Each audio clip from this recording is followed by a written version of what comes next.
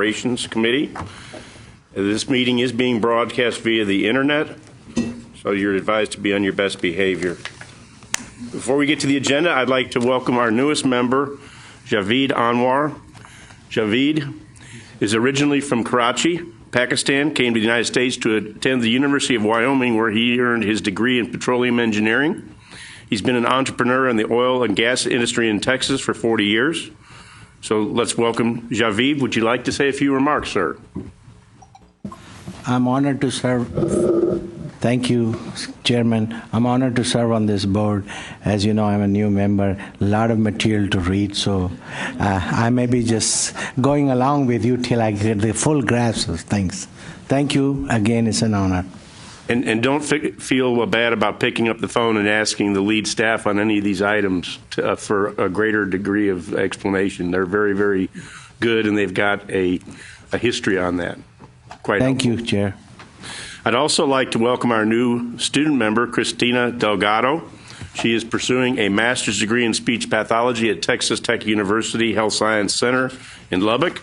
She has a bachelor's degree in interdisciplinary studies from North Greenville University and a master's degree in biblical studies from Dallas Theological Seminary. Christina, would you like to say a few words to the board? Good afternoon. Thank you so much. I am deeply honored to represent the students of Texas and serve as the student board member. I look forward to learning and contributing to the board. Thank you very much. Welcome. Thank you. And the year will go by very fast. So we'll enjoy hearing from you on a student perspective. So the first item for us is approval of the minutes from the April 22nd AOC meeting. Do I have a motion for approval? So moved. John approves. John moves, and Bobby seconds. Is there any discussion? All in favor say aye. Aye. Any opposed? Passes unanimously. Next item is public testimony. At this point in time, I'm looking at staff. We have not received any public testimony, so we will move on to item 4, agency operations. And the first thing to consider is adopting the Commissioner's recommendation to the committee regarding amendments to Chapter 1, Subchapter A, Section 1.16, concerning contracts, including grants for materials and/or services. Bill France, our General Counsel, will explain this item. Thank you, Mr. Chairman.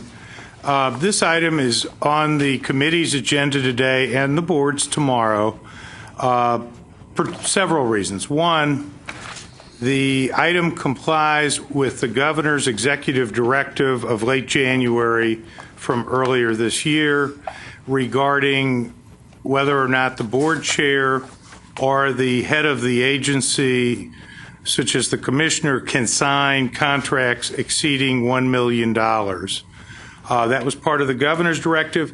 That language also made its way into Senate Bill 20, which was the omnibus legislation that passed this session governing contracts and procurement for the state agencies in Texas.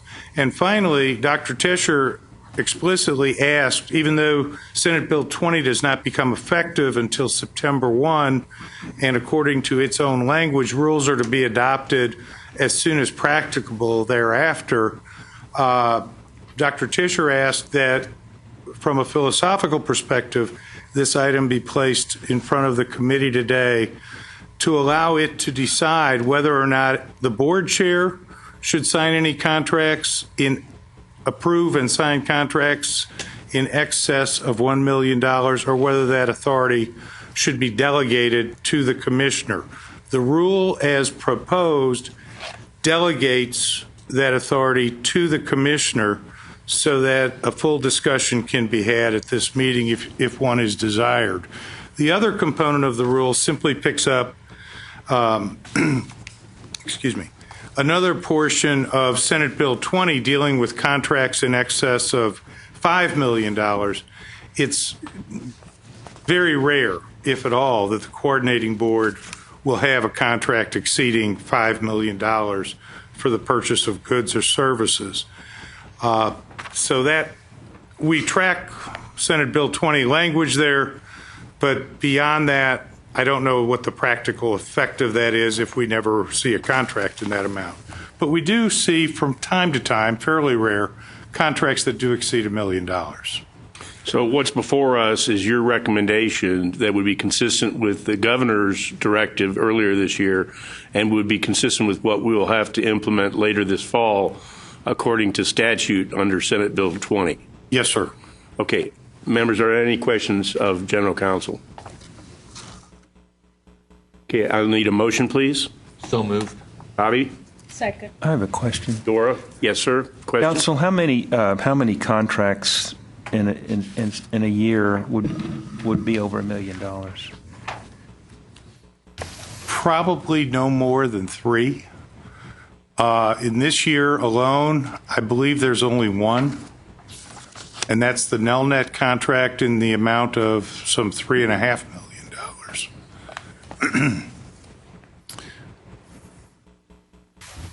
I think I know where the board's going on this, but if you're asking me whether we think the chair should sign something over $1 million, and you're saying there are only 3 a year? On average, I'd say at most. I think it'd be a good idea to have the chair sign, but that's probably not the way other people feel. Go ahead. All I can say is I think the most recent one was the Nelnet. Yes, sir. John, I asked a tremendous amount of questions before I signed that contract. I'm sorry, I'm catching up, but you did sign that one. Yes, I did. But what we're establishing, Doctor, what we're doing today is saying that power would be delegated to the commissioner. That is what is before us. That is what's before us. Sorry, Mr. Chair. Go ahead. I'm sorry. And although I'm certain that Raymond is probably much more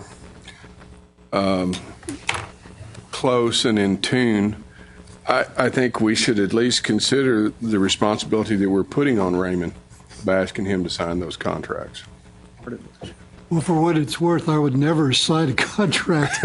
You delegated me the authority without fully conferring with the leadership of the board. Well, and the rule, I think that's the point is that the pattern in practice is going to be conferred, but the actual power to actually sign it would be within the commissioner. The power to approve and sign would rest with the commissioner, but under the language of the rule, the commissioner would refer to and operate under Section 1.16A of our governing rules, and that section provides that majority approval of the chair, the vice chair, and the committee chair would be obtained prior to him executing the agreement. And is this, how are other agencies doing this? I believe we may be the very first one to actually to implement. Well, let me retract that. I'm not sure about that. I think DIR may have already executed one for a higher amount, and I'm not sure, sir, who executed it for them. If that's a concern, I can certainly do a quick poll and try to give you an answer tomorrow. You know, I think that would be helpful to, once again, give comfort that, all right, if this is the way it came from the governor's office, I think that the coverage or the fact that the chair and the vice chair and the committee chair are giving their approval and then the commissioner signs it, it gives me a lot of comfort that it is definitely vetted and people have had, plenty of eyes have been on it before that takes place. And I think that if Bill, if there's any way that we could have just an indication that that's what other agencies are doing or something similar to there, I'd appreciate that. Sure. Just a point, when we're discussing this, it's hard not to have it influence you, but of course we've got the greatest confidence in our chair and our commissioner, but we're making a rule for here on. You may have different people in those positions, and so. John, I share all your concerns. I guess what I'm looking at is we've been told in statute to do this. The statute gives us latitude. Okay. The statute and the governor's directive both say require that the board chair sign any contract valued at more than $1 million or delegate signature authority to the agency head.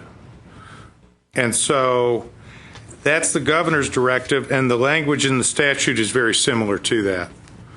So it's an either or under both. So is it the chair that's delegating, or the board is allowing the chair to delegate? Under Senate Bill 20, we believe it would be the board. Okay. Any other questions or comments? And under Senate Bill 20, let me confirm that it is the governing body that can delegate to the commissioner. The way that I really studied it and looked at it and really pondered since we discussed it, I really see it as a formality and really having all the trust and the in the world on our commissioner, and of course that responsibility is really our responsibility to the board.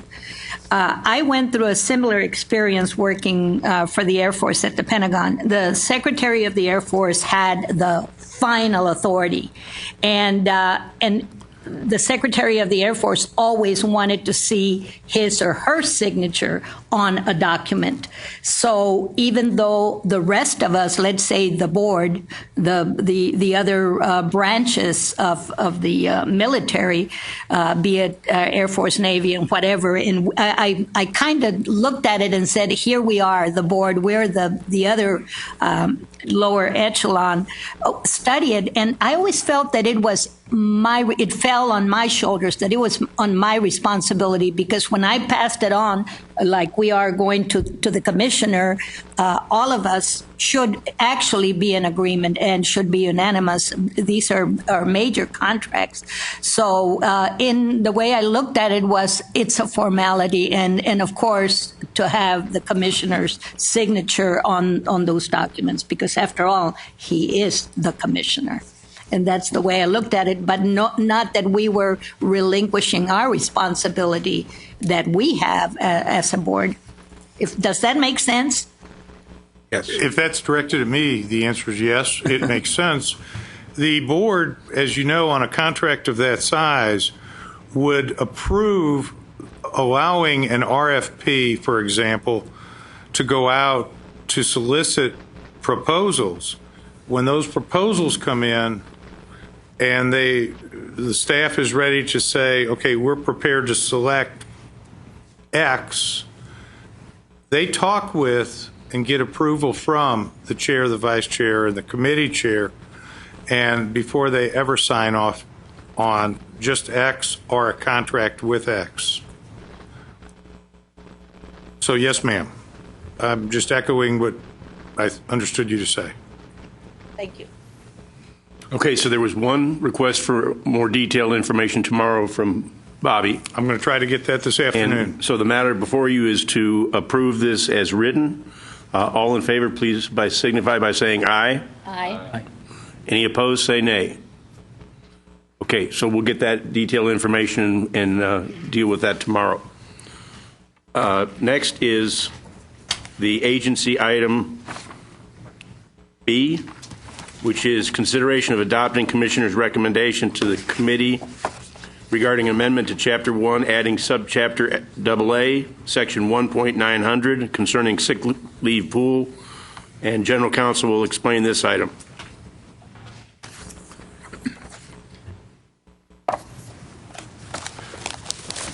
This proposed new rule pertains to the administration of the agency's sick leave pool, which is designed to assist employees and their families in dealing with truly catastrophic injuries. The eligibility of the employees of the agency to participate in sick pool leave was called into question maybe 6 or 8 weeks ago when 2 employees requested sick leave and were denied because they had exhausted all of their leave, yet it seemed to the commissioner, the deputy commissioners, and myself that the circumstances they presented were such that sick leave under the sick leave pool could have been granted, so we took a look at it for probably the first time in many, many years, and determined that, one, there was no rule in place, even though the policy had been in place for many years. So I'm sure at some point the board approved the policy, but it had never approved an explicit rule. And so the statute calls for the board to have a rule establishing a policy. And so that's the reason the rule is being placed in front of you. But at the same time, and if Tonya Scaparlanda was here, she is here? Okay. Come on up. She's our director of HR and is more than capable of explaining how strict or stringent the policy had been, and what steps we've taken to make it more employee and employee family friendly. So these sick leave pools are authorized for each state agency. The pool is only for the employees of that agency. It's not interagency transfer of additional sick leave. And how do employees put unused sick days into the pool if they want to contribute? What's the mechanism of how that is adjudicated? We have an electronic system that... Can you turn your microphone on, ma'am? Okay. We have a electronic system, so anybody can donate if they want to. Typically, we get it from people who are resigning or retiring. So if you resign or retire, some of that sick leave can be used towards buying back time. And if they buy back their time and they have some left over, they can donate it to the sick leave pool. So that's the majority of our hours that we end up with in the pool. If there were a need, people could choose to donate voluntarily on their own. And your office has some written criteria of who would qualify, so that the system was run in a fair manner? Yes. The catastrophic injury or illness was defined for all state agencies by ERS, the Employees Retirement System, some years ago, and every state agency must use that definition so that there isn't variability between agencies. So if an employee applied and was deemed to not qualify for that, they would not have recourse. It's not like they can say, well, you have to give it to me. It's on a case-by-case approval basis. And the approval rests in the HR department? Yes, if somebody, typically what we would do is ask for FMLA documentation from the family medical leave, from their physician that would document that they had a catastrophic illness or injury. Our current policy, you have to have a catastrophic illness or injury that takes you off work for 60 working days, which is 12 weeks in a row before you qualify. And one thing we find is some people, so for example, if they have an illness like cancer or need dialysis, where maybe they can work most of the time, but they have to take off 2 or 3 days a week, but they can work the other 2 or 3 days. It prohibits them from using the policy because they're not off continuously, yet they're exhausting their leave for a catastrophic illness. So we wanted to make that less restrictive and include intermittent leave into qualifying to use the leave. Members, any other questions? Please. How does this compare to other state agencies? Do we know? No. I have not compared it to what other state agencies are currently. When this first arose 6 weeks or 8 weeks ago, I made several phone calls, and it appears that we probably have the most strict interpretation of the 4 agencies that I discussed it with. Who were those, Bill? HHSC, DADS, DIR. I'm drawing a blank. The And the reason was, as Ms. Caprolanda just gave, that our current policy forces somebody to be off the payroll, essentially, for 2 straight months before you can access it. And that's simply not happening. And so what was happening were employees were exhausting their annual leave, exhausting their sick leave, and basically being in an unpaid leave status to take care of family members or themselves. And we have about 26,000 hours of sick leave in the sick leave pool. Any other questions? I'll lead it. Yes, ma'am. You had mentioned that people could. Can you turn your microphone on, please? It's a little button that says mic. You had mentioned that if someone wanted to donate hours, that they could. Would those donated hours go to a pool, or could they specify who they wanted the hours to go towards? Under this policy, it would go to the pool. There was legislation passed this session that would allow an employee to donate a particular amount of that employee's accrued sick leave to another specific employee in the same state agency as the donor employee, so long as that other employee has exhausted their sick leave, including any time that any sick leave pool time that might otherwise have been available to that employee. And that was adopted? That was passed? Yes, sir. So the employee would have 2 mechanisms. One, they could have excess that they give to the pool, or if there was someone in need inside the agency, they could give them some of their own. Yes, sir. Okay. So I'll need a motion. So moved. Dora makes the motion. A second? Second from Bobby. Any other questions? All in favor say aye. Aye. Any opposed say nay. Motion passes. The last item under agency operations is consideration of adopting the Commissioner's recommendation to the committee relating to the certification of Texas Research Incentive Program's gift funds of the emerging research universities. David Young, Senior Program Director of Special Projects in the Strategic Planning and Funding Division, will explain this item. Before I turn it over to David, I would like members to know that this item typically does not come under the oversight of this committee. This program comes under the oversight of the Committee on Affordability, Accountability, and Planning. However, because of the appropriation bill not being finalized until June 21, and the verification process for eligible matching funds was not completed until last week, staff is bringing this item to the Agency Operation Committee to give us an opportunity to fully discuss the staff recommendation before the full board considers this tomorrow. Staff has alerted, at my request, the chair and vice chair of the CAP, Janelle and Bobby, about this item so that they would be aware and have an opportunity to weigh in as the committee chair and vice chair. David? Mr. Chairman. There we go.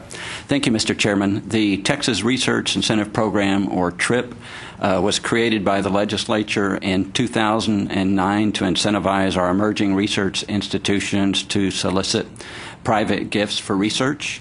House Bill 1 appropriated $138,125,000 to the coordinating board for this program for the 2016-17 biennium. The size of the state match is set in statute. 50% match for gifts between $100,000 and $1 million. It's 75% match for gifts between $1 million and $2 million, and 100% match for gifts between $2 million and $10 million. Institutions report eligible gifts to the coordinating board, which facilitates a peer review of all requests. Matching grants are awarded in order of the date of certification until the funds are depleted. The total distribution for fiscal year 2016 would be $102,812,500, and the total for fiscal year 2017 would be $35,312,500, which are the amounts that are appropriated in House Bill 1. The award amounts by institution are shown in your supplemental materials. I'd be happy to answer any questions. Before we take questions, Janelle's not obviously here. Did she have any comments on this? No, she didn't. Okay. And Bobby? Okay. Any questions of David?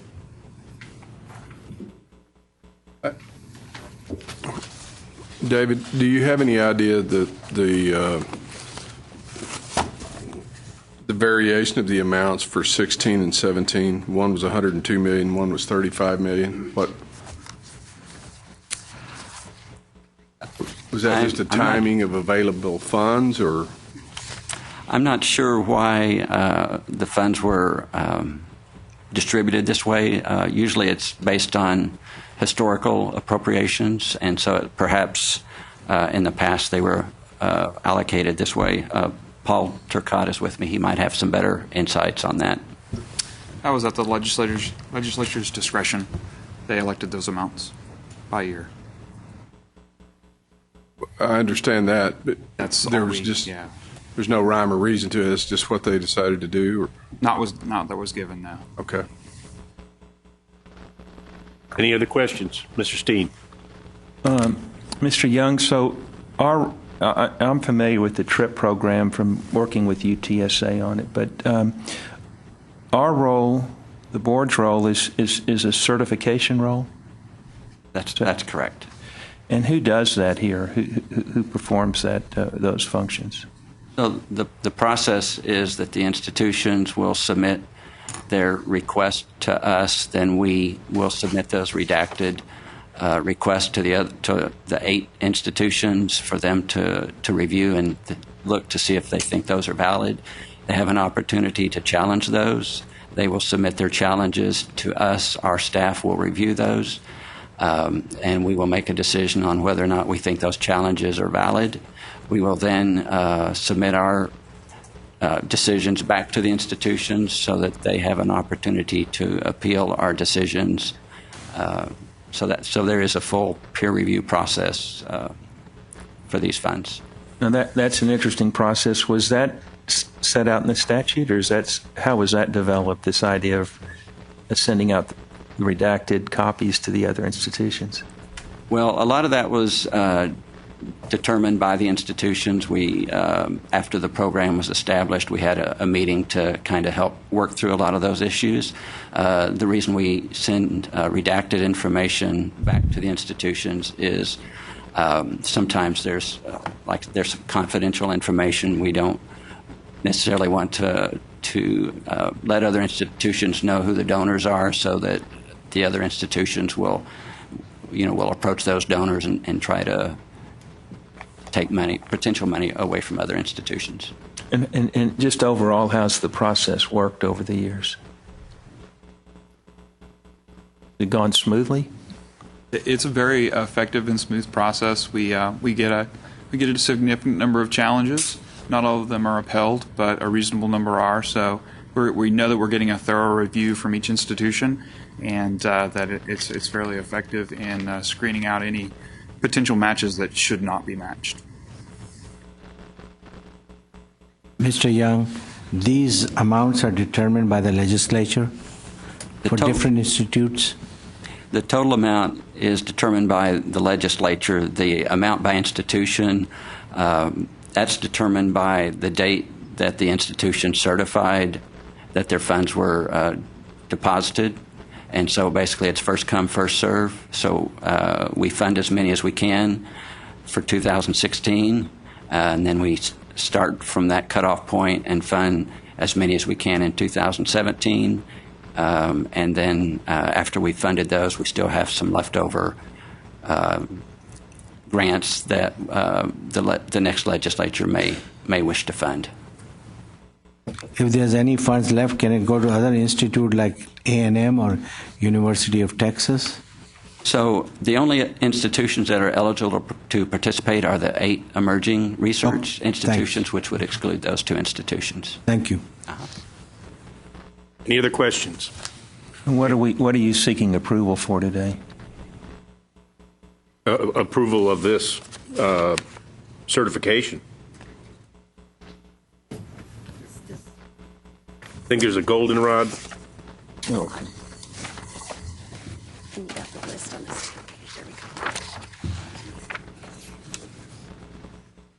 So we're being asked to approve what exactly? These amounts going to these institutions? Is that what we're certifying this? Yes, Okay. the amounts to each institution. So we're, in essence, approving of the work you all have done, just putting our stamp of approval on it? That's correct. All right, I'll make the motion. Con made the motion. Can I have a second? Second over here from Fred. All in favor, say aye. Aye. Any opposed, say nay. It passes. We move on to Section 5, Finance. First item is informational under the Finance section. It's an update of an issuance of an RFQ resulting in the selection and award of a financial advisor to First Southwest to provide support for the agency's student loan bond issuance. Ken Martin, Assistant Commissioner for Financial Services and CFO, will present this item. It does not require action. Ken. Thank you, Mr. Chairman and members.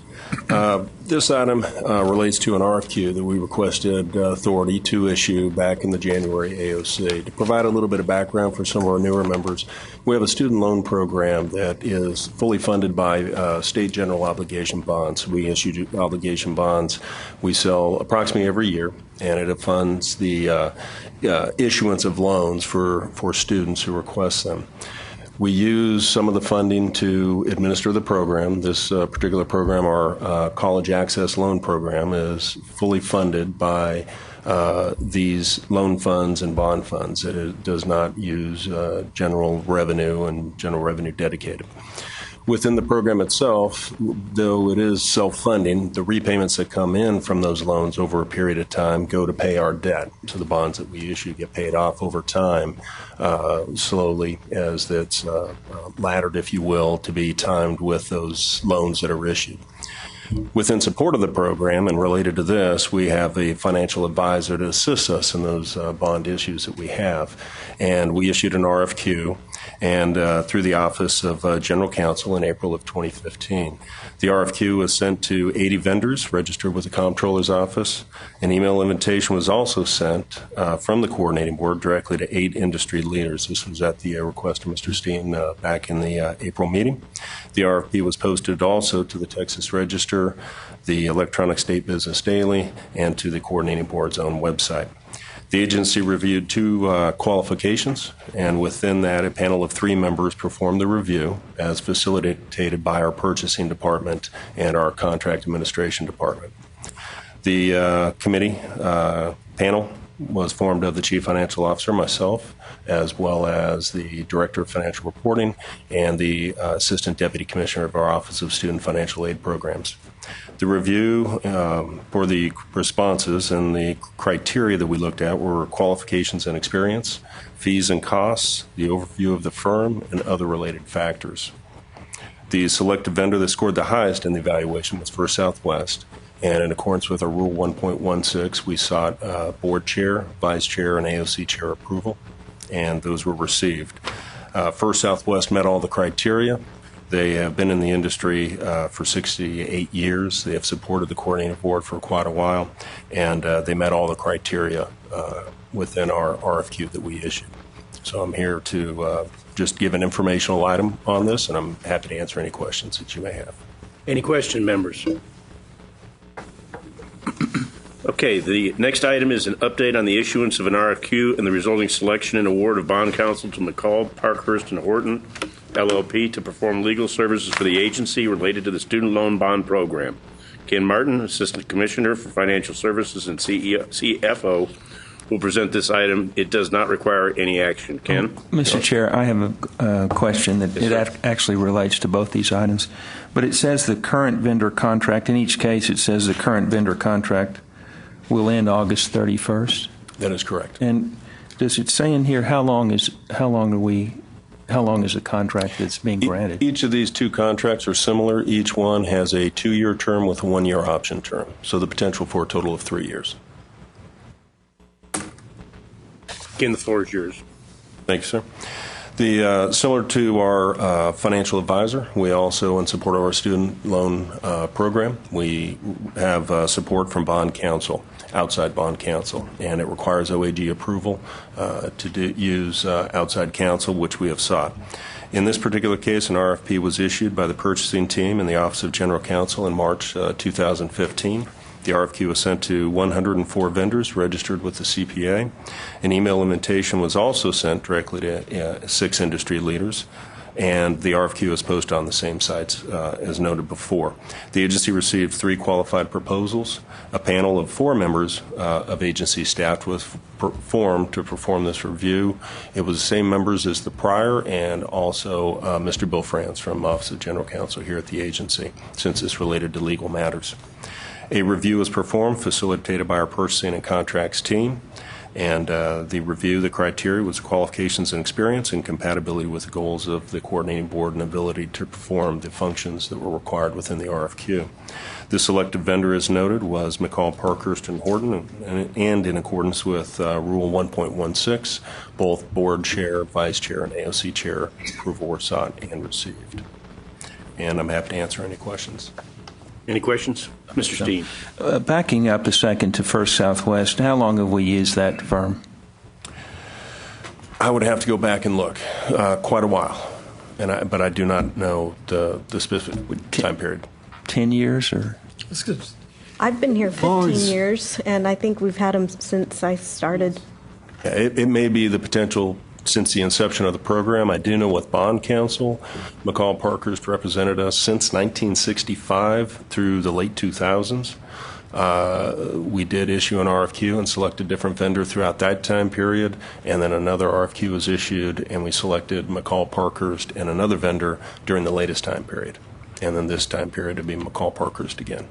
And what's it worth to First Southwest? How much would they make it in a year off of this engagement? In a year, it's hard to gauge because of how much financial services we use, but I would say historically, probably $150,000 a year would be on the high side. On the high side? On the high side. Okay. And then, I'm sorry to go back to that one, but now looking at the McCall on the lawyer part of it, the legal counsel. How much is this worth to the firm that's selected? Well, in this one, it will vary because part of it depends on the size of the bond portfolio. So all of the bond counsel that we had a portion of their fee that was related to the dollar amount of the bonds that were issued. Right. So they're paid on a percentage, is that correct? They're paid on a number of cents per $1,000 bond issue. And it was tiered where, I know in the particular case here with McCall Parkhurst, it would tiered that it was one rate for less than $100 million, and then they had a lower rate per bond when you were over $100 million. And so just give us an idea of what it might be worth to a firm. On an annual basis, depending on our bond issue, it could be around $250,000 to $350,000. Okay. And who were the other 2 qualified proposals from?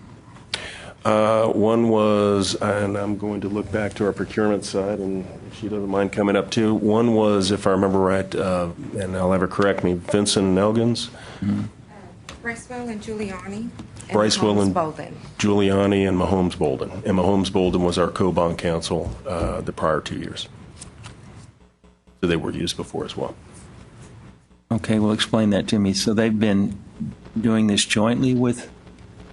In the prior term, there were... in the term we're in now, you mean? The term we're in now, okay. Yes, sir. Through August this next month. Uh-huh. There were 2 bond counsels determined, and they were alternating years, depending on the issuance, and that was just part of the agreement. So now that firm that you're mentioning, they're being, as of August 31st, they'll be... We went to sole source on this. It found it very difficult to manage alternating counsel between issues. And who was, in terms of First Southwest, who was the other qualified proposal there? Hinson, Hinojosa?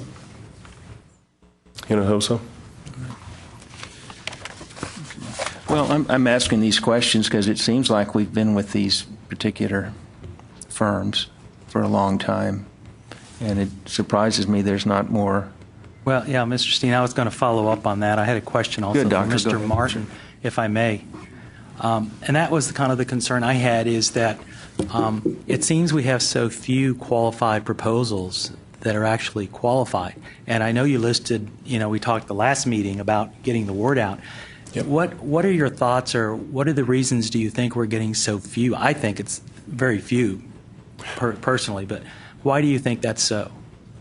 Well, if you look at it, this is my opinion. If you look at it, it's really a narrow market that this is for state obligation bonds that we issue, for one. So there's not a lot of large firms out there. Both of these firms are national firms, and they're in the top tier. First Southwest is the top tier, and McCall Parkhurst is, I think, as I mentioned here, is ranked first in Texas annually. And is ranked in one of the top 10 firms nationally.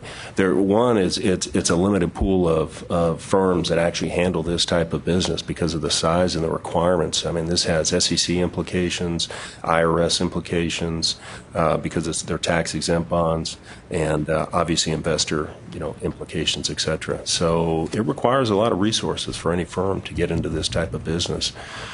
Two, we issue, as I mentioned, around, typically, this is on average, say, around $100 million of bonds annually.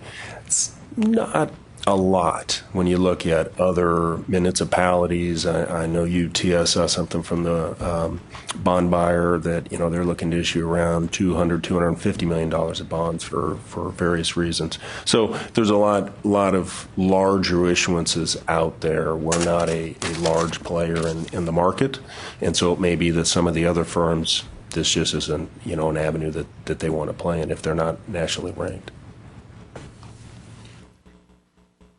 Well, excuse me. Was that you? Sorry.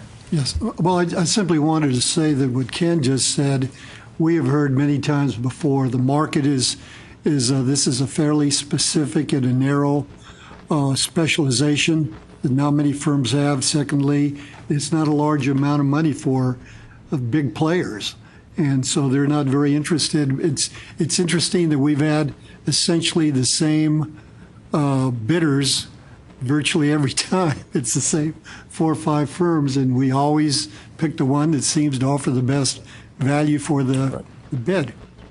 And qualified, the most qualified as we feel. And they certainly have supported us. Both these vendors have supported us very well in the past. We've been through an IRS scrutiny review. The SEC had a item, and all which we've had our bond counsel review, and all of those we've passed very well. So certainly this is a program that has a lot of scrutiny, and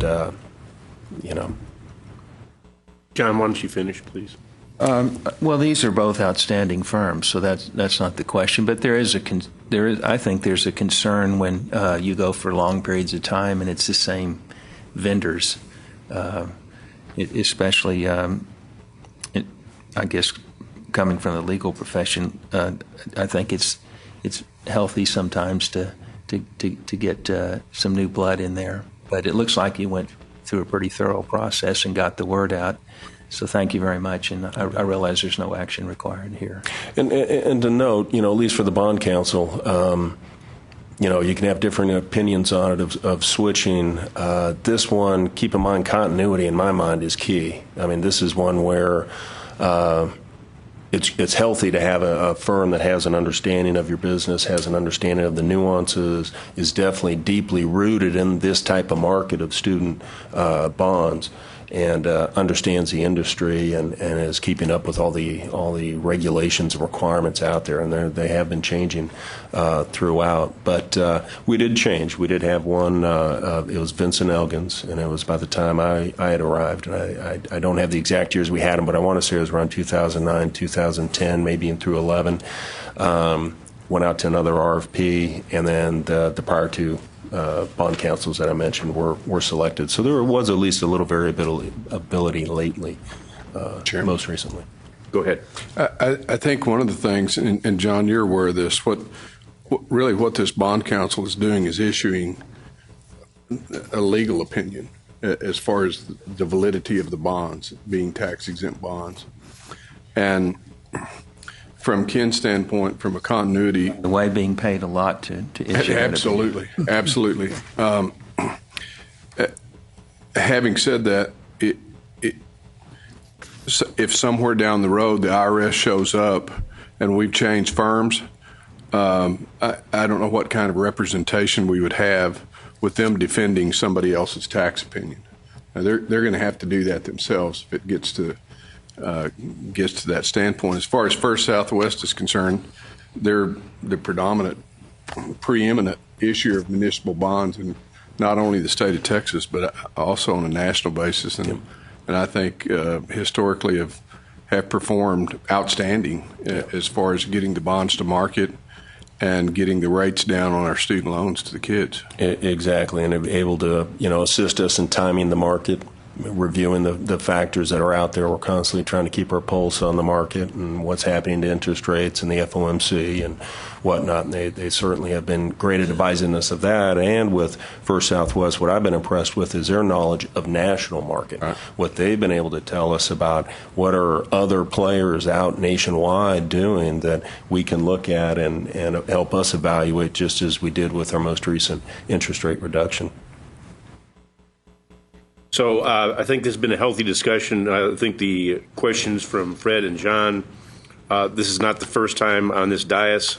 This is about an annual question.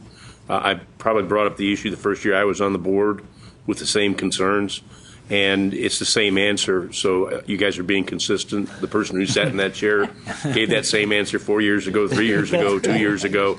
And I think, the chairman's made that point. I mean, there's just some dominant players that do it awfully well and have served us well. And I appreciate those concerns. With that, I think we'll move on to the next item, which is C. This is consideration of adopting the Commissioner's recommendation to the committee regarding a resolution authorizing the issuance of State of Texas college student loan bonds in one or more series and delegating to the Commissioner the authority for the filing of one or more applications to obtain a portion of the state's allocation for private activity bonds. Ken Martin will explain this item. As I will be here for a few more on top of this one. This item 5C is related to issuing the bonds. So all the items that we discussed before, as I mentioned, we have a financial advisor. We also have bond counsel that assists us in the issuance of these. And we issue approximately every year, depending on our cash flow needs, to sustain our student loan program. We are seeking approval for approximately $150 million up to for the next year, and to issue bonds, as I mentioned, with the loan program. This is to support future disbursements. We have enough funding currently, and we will try and work with our financial advisor on the appropriate timing of this issue, as well as our cash flow needs to sustain our future bond or loan demand. And the reason I'm asking now instead of October is just on the contingency. This would be for 1 year, but just on the contingency that we lowered the interest rate June 1st. And we have less than a month or month and a half approximately right now under our belt to try and look at demand. Demand's really coming in now for the next fall and spring semester. So it's difficult for us to understand yet until we really get through August and part of September to see how much demand has increased, has it increased, and how much it's increased to be able to better project our cash flows for the future. So this I wanted to have on the books now as a contingency, just in case late fall we needed to issue. By the time we get into October for approval, it backs us up pretty close and makes it more difficult. This gives us a little more runway. Probably expect right now, my expectation is, I would say probably January, February if I had to put a date on it now. But we'll certainly issue as late as possible if it's still a favorable interest rate environment to maximize not having to pay interest. If we were to issue now and hold on to it, we're paying interest as soon as we sell those bonds. And at $100 million and say 5% interest rate, that's a lot of interest and a lot of cost of capital that increases the cost of our loan program. So with that, I'm happy to answer any questions you may have on this. We do have a point to note. We do have bond review board authority for $350 million. We did receive that in December, and we have that for a 2-year period. And I believe you shared with Dora and I, when we reviewed this, that it's a favorable interest rate environment right now. Correct. So it gives the agency and the staff some flexibility if we start seeing that demand tick up. To be able to execute and go Right. through. Right now, the feds are still talking about raising interest rates. In my opinion, they want to give themselves a little bit of wiggle room. We've been out of recession for quite some time, and they need some tools in their tool shed. But with that said, some of that's already baked into the market. The rate's not as favorable as it was when you look at the 10-year from last December when we issued. But it's still favorable. I think it went up probably about 30 basis points. So we're overall historically in a very favorable environment, and I think we will be even through the time frame we're looking at. Thank you. So there's a motion for approval. Could I have a motion, please? So move. Dora makes a motion. Second. Second from Fred. All in favor, signify by saying aye. Aye. Any opposed, say nay. Just Motion passes. One comment, Mr. Chairman. Yes, sir. The board will get a copy of the cost of issuance, source of use of funds, when the bonds are issued. Yes, we can come back. There's two ways, and speaking with Mr. Tischer, in the past we would seek signatures now. What I said is we will seek signatures when we get to the point of issuance. At that point, it'll be a competitive sale, and what we did with the last issuance, we issued in December, I believe in the January board meeting or AOC, we came back and presented the results of those, and that would be our intent this time if that's still acceptable. I just understand. I just think the board members would like to know what the cost of issuance are, what the financial advisor, what the attorneys are being paid, what the cost is. Absolutely, we can do that. And we can do that in our presentation. If depending on the timing of when we issue, whatever that subsequent AOC, if that's okay with you, we can disclose the information as well as the interest rate that we received and the final dollar amount that we landed on. Item D is a update on the loan management system. Ken Martin is going to provide this update, and it does not require action. This relates to our very loan-centric theme going on right now, but this relates to our loan software that we issued an RFQ quite a while ago. We went through contract negotiations, provided an update last meeting, and pleased to announce that we have signed the contract. And as Mr. Franz discussed, that Chairman Hahn had signed, this was that particular contract for our loan software. And with that, it being a $1.3 billion loan program, this software not only supports our college access, our CAL loans, but also supports our Be On Time loans, our Teach for Texas loans, and various federal products that were still out there and our legacy that we still have to service. So it's a key component in our ability to continue to support our loan program. With that said, the item today, we expect completion, at least in the contract right now, of December 2016, at least first quarter fiscal year 17. The new software will lower our annual operating cost considerably, and that's one of the items that is effective immediately upon signing of the contract. We are now on our new rate. So we ended the old legacy rate of being tied to our bond portfolio balance, and now is, instead of being tiered, it's a fixed rate on an annual basis. So approximately $700,000 annually, as well as about $50,000 of software maintenance fees. So around $750,000 versus approximately $1.3 million we would have been paying this upcoming year. Any questions? Item E is the review of the year to date fiscal year 2015 financial report to the board. Ken Martin will provide a brief overview, and this does not require any action. Thank you, Mr. Chairman. This particular item I bring to the board and the committee each quarter, and we go through a review of the financials. This presents the agency's position through June, and I just want to review a couple key items. This has been sent to every member, I believe, electronically, as well as you have a copy in front of you. And if there are any questions as I go through this, or you have that on a particular item I have not reviewed, please feel free to let me know. As I mentioned, this goes through June of the end of the month. And basically, when you turn to page 3, I always note this item because this is one of our key pages that I look at considerably. Is this is our administrative and trustee programs that we go through, and we look at internally within the agency at the executive level. We've been reviewing this on a monthly basis. It also gets distributed to everyone at the executive level on a monthly basis. And we look at key items, especially available budget, how the expenditures are occurring, how they're trending. When at the beginning of the year, they're going to be slower, but as you get towards the end of the year, we start looking at where those are trending. We've performed reviews recently of any available budgets in our operating strategy. When you look at the very top, what I'll call our A goals, you'll see that first section, and we have available funding. We've performed reviews of where we can best utilize some of those funds, and the divisions have come up with strategies for that. The column here that says encumbered FYTD income, that will increase as those contracts and agreements get solidified. So that they have identified utilization of those funds. It just has not trickled over to that area. Those were identified this month. So we expect between end of July and August that those will be fully encumbered and fully utilized.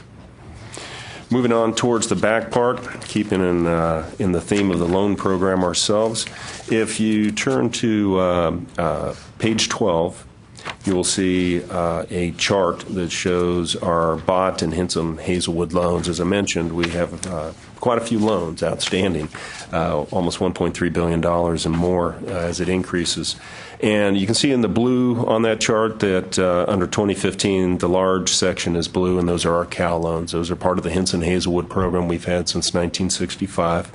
And then up top in the orange are our Be On Time loans. As noted in our legislative update, the Be On Time program has been renewal only, and funding will cease for set-asides, and basically that balance over time will begin to decrease over the next year. We'll still issue renewals, and forgiveness will be provided, so the balance could increase a little bit as we issue those renewal loans and support students over the next 4 to 5 years.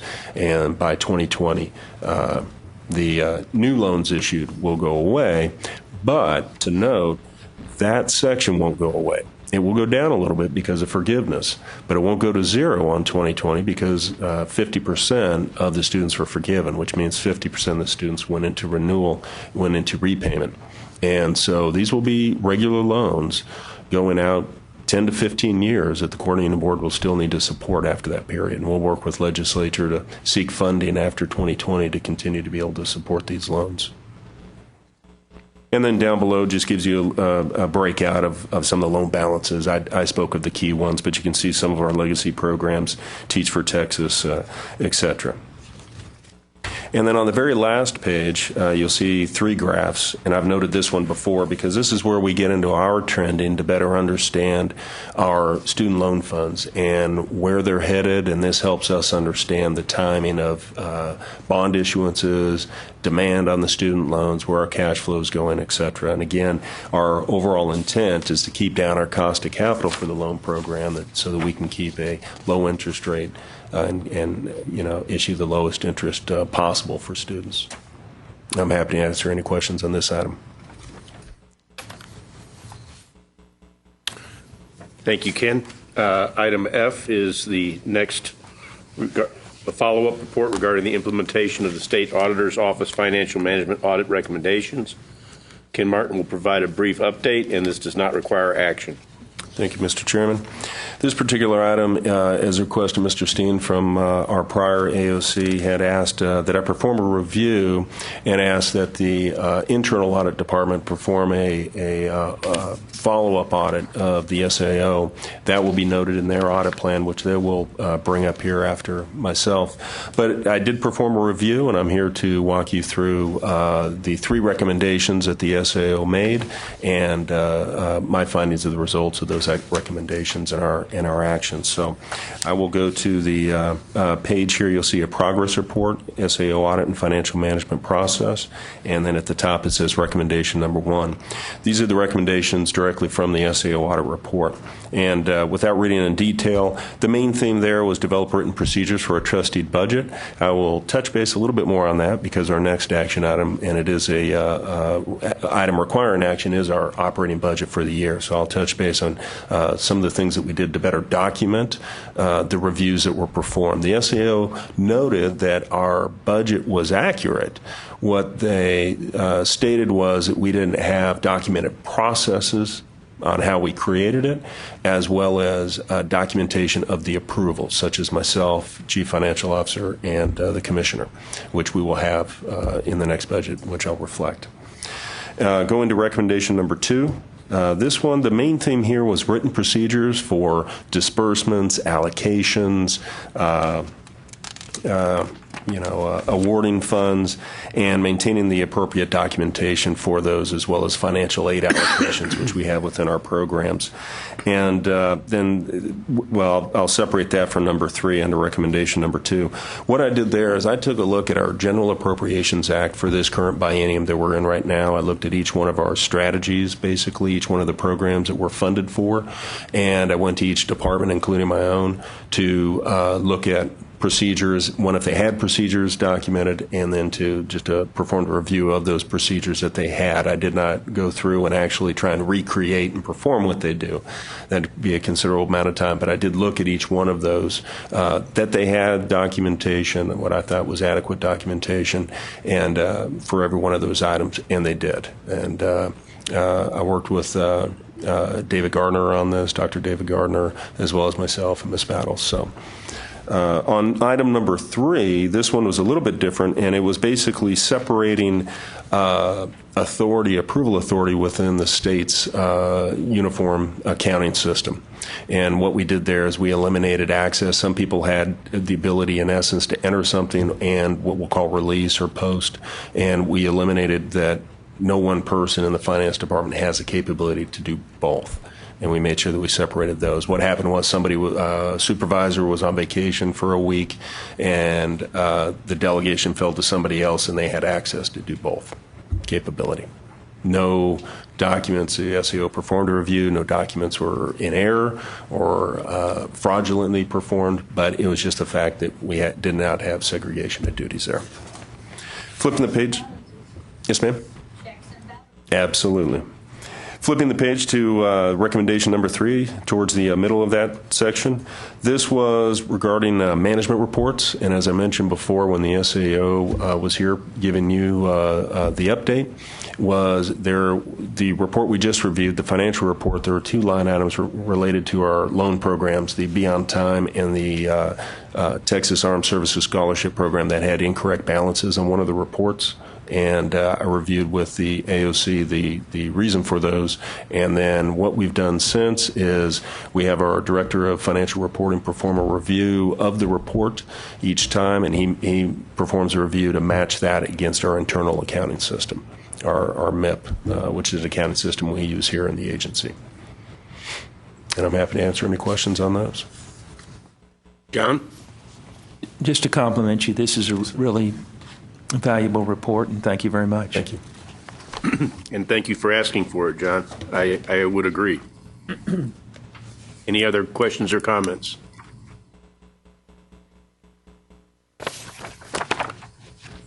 Okay, I don't believe that requires any action, so we'll move on to item G, which does require action. This is the last under the finance section, and it's adoption of the Commissioner's recommendation to the committee relating to the agency's operating budget for FY 2016.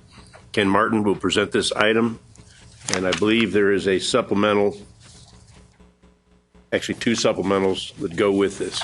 Should have a report that looks like this as recommended on it. If you can take a look at that, because I'll be referencing specific pages out of that. There's just the one supplemental. Just the one. Yes, sir. Okay. This item is every year we develop an operating budget. The General Appropriations Act is for 2 years, and so next year we will, House Bill 1 out of the 84th Legislature has appropriated us funding for fiscal year 16 and 17. Within the agency, we perform a budget, develop our budget on an annual basis. We perform the budget in the July, when it's a non-legislative session or just after the legislative session. We will be coming before you in April for the 17 budget. So we will have a little bit different timing. That gives us time to develop the LAR and free up timing for the legislative appropriation request review in the July meetings. So if we can, I will briefly try and go through. And again, as always, if you have any questions during the review, please feel free to speak up. Let me turn your attention to page 3. This is the summary page, and without going into too much detail on some of the others, but I will note what they comprise. But looking at the summary page, you can see in the blue section, that's our operating budget. So that is paying for salaries, headcount, professional fees and services, the facilities, systems, etc. That's what it costs for us to operate the agency, including our student loan program. And the green section, we call it the trustee budget. These are basically what we call our programs. And these are the funds we spend for financial aid, for graduate medical education, et cetera, and those types of items that go through. And noted at the bottom in the purple are community colleges. So we also are trusted with the community college funding that the state provides. Agency 781 is the coordinating board. Agency 704 is also in Article 3, and that is entrusted upon the coordinating board to distribute funds to those entities as well. Down below, I put some ratios. There was a question on our operating expense or our cost of operation, et cetera, in comparison. And what I did here is I listed our operating funds to trustee. Now, this is just a pure take the trustee number up above in the green section in the total and take our operating budget above and divide that by the trustee, and comes to those ratios. What that gives you is at least a comparison of year over year from 15 to 16, how we're trending. Now, we've had subsequent conversations because there's different ways to look at this. And one of the other ways we decided to look at this was what I'll call, our core operating to our managed trustee. So in the number that is reflected on your sheet includes the community colleges, et cetera. Though we are trusted with those funds, we disperse the funds. We really don't manage a program within those. Those funds are dispersed directly to the institutions based on an allocation methodology. What I did is I created a core operating. I took our operating up above, and I removed the loan program because the loan program is not reflected in our General Appropriations Act. Our loan balance is a balance sheet balance, and the loans we issue were appropriated, but they are not reflected in this green section down here. So I removed that out. I did leave in the beyond time portion because those are in our trust deed. We have our beyond time loans as general revenue dedicated, and the support of those and the cost of support is reflected in the number I'm about to discuss. And then I took our managed trust deed and removed the community colleges, removed the Baylor funding because, again, very similar to the community colleges, it's more of an allocation that we disperse to Baylor as a pass-through, if you will. And I removed those types of programs and then came up with the ratio there to say, of the programs we truly manage, what's our operating ratio to those. And for fiscal year 15, we're at 3.2%. And for fiscal year 16, we're at 2.8%. So again, another metric to look at, still declining year over year, which is favorable. Thank you. I thought this was a really important number to talk about and to show because it shows that we are running lean operations here at the coordinating board as best as we can compared to the amount of dollars that are appropriated to us by the legislature and the programs that we administer here. So I was the one that asked Ken to break it down that way because I didn't want to get that lost in terms of our efficiencies and how we operate here at the coordinating board. And I like that number a lot also, and it's a great indicator. I guess my question would be, have you gone back any other years to give us even more historical analysis or comparison? I mean, this is a nice trend from 15 to 16, but what's it look like for the last 5 years, let's say? We can. We recently, as Ms. Battles just mentioned, developed this, so we have not gone back to subsequent years, but we certainly can. I'd like to see that. I mean, Sure. I love comparing year over year. That really tells us, directionally how we're doing, and to have a little bit more historical data would kind of validate this number a little bit more to me. Maybe like a 5-year trend, maybe 3 more years. Okay. Absolutely. So let me turn your attention to a couple pages, and here I'm just going to give you a high-level summary of what the pages represent. Obviously, there's a lot of data that I'm not going to actually walk you through. The summary page gives you the balances, etc. If you go to turn to the next page on page 4, again, blue summary, so you kind of see a theme. Blue is our operating. It gives you by within the goal and by what we call our strategies, and you can see the dollar amounts as it's broken out by salaries, other personnel costs, travel expenditures. So this is basically how the funds are expended at a high level. And if you turn to the following page, similar, it's green, that's our trustee funds, gives you a lot more detail of the actual programs that are under the trustee areas. We include our estimated carryforwards or unexpended balance, UB, you'll hear the term. So we've included any estimates of UB from one biennium to the other, and any operating transfers. So if we have, for example, at the very top, you'll see the Be On Time program under the B area. It says B12 or B13, Be On Time Public and Private. You'll see 900,000 or 200,000 up there. That is basically a transfer of funding to our operating. As I mentioned before, we have Be On Time funds that help pay to administer the Be On Time loan program. The Cal loan program is fully funded through student loan funds and bond funds, not GR. But the Be On Time program is funded through GR and GRD out of the appropriations that we receive. So we do note those in there for full disclosure purposes. And continuing to turn pages, if you go to page 7, it's even a more detailed breakout of our operating, delineates a little bit further into the individual categories under the strategies, as well as a few more columns up above. Again, I won't go into detail of those, but it just provides you that level of detailed view, as well as in the subsequent pages, you'll see, or blue, if you turn to page 9, you'll see what we call the method of finance. So where are we getting the money from, or what type of money is used to support these areas or programs? And that's the other piece. So this is really broken out into detailed operating expense and trustee expense, and then the next section down below is what money was used for those particular areas. We have general revenue dedicated, loan funds, etc., and that breaks it out when you see in the column heading up above. To note, it does include the 2.5% salary increase for ERS employees, and this was based on the legislative session to help fund the pension plan, ERS plan. So basically, each employee will be required to contribute 2.5% of their salary, so they were given an increase of 2.5% to help offset the additional contribution. So basically, it's a pass-through, if you will, but legally that's how they had to provide it. And I'm happy to answer any questions that you may have on our operating budget. Otherwise, I seek approval.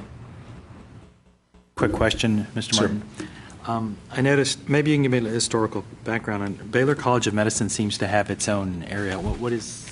Can you tell me a little bit about that? When you say its own area, the Section E, I mean, compared to close the gaps, I can understand all that. Yeah. On there. Baylor, since Baylor is private, for a considerable amount of time, I believe back to the 1960s, the state has been funding Baylor College of Medicine, helped fund a portion, not the entire thing, obviously, but a portion of Baylor College of Medicine. Those funds are entrusted to the coordinating board. They can't be issued straight from, say, the comptroller, so they get into our appropriation, and then we issue those funds to Baylor. So you'll see the first two line items, Baylor UGME and GME, are basically those funds going to those areas.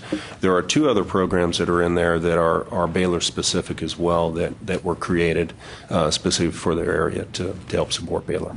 So what we did, they used to be broken out, and it was, if I remember right, I think it was this biennium or the prior biennium. They used to be scattered, I'll call it, and we reclassified or reorganized our strategies to be a little more grouping that was a little clearer. Put the federal in one area, you'll see Baylor, kind of a common theme there in one area, financial aid in a separate area, and some of the medical programs, nursing shortage, family practice in another area as well. Thanks. Any other questions? So I'll need a motion for approval of the budget. So move. Dora makes the motion. Is there a second? Second. Fred makes a second. All in favor, signify by saying aye. Aye. Any opposed, say nay. It is adopted. Lots of dollars. Thank you, Ken Martin. We'll move on to Section 6, Audit. First item A will be a discussion of the audit of the agency-wide financial statements for fiscal year ending August 31, 2014 by KPMG LLP. Ms. Susan Warren with KPMG will present this item. Sid Hodgson, Assistant Commissioner for Information Solutions and Services, will also be available to answer any questions. This item does not require any action. Ms. Warren. And if you'd also announce your guest. I will. Thank you. This is Rebecca Goldstein, the Audit Manager on the engagement. Hi. Good morning or afternoon. We do appreciate the privilege to be here today to present the results of the 2014 financial audit. You do have a presentation in front of you that we will walk through for you. Just on the agenda piece, just a reminder of what it is we're here to present today is just a quick reminder of our planning presentation we had and what it is basically you have hired us to do on the board's behalf, and then the actual results of the audit, which is what most people are interested in. So moving to slide 2, just a fair reminder here is your management team has to set the accounting policies. They actually prepare the financials. They put it together controls and monitor those. Of course, they have to comply with all laws, and then they make all that available to us. And at the end of the engagement, number 7 says they basically sign a representation letter, which is in your packets as well with the official report. And those are some of the things that are in that letter. So that's just kind of what the management is responsible for.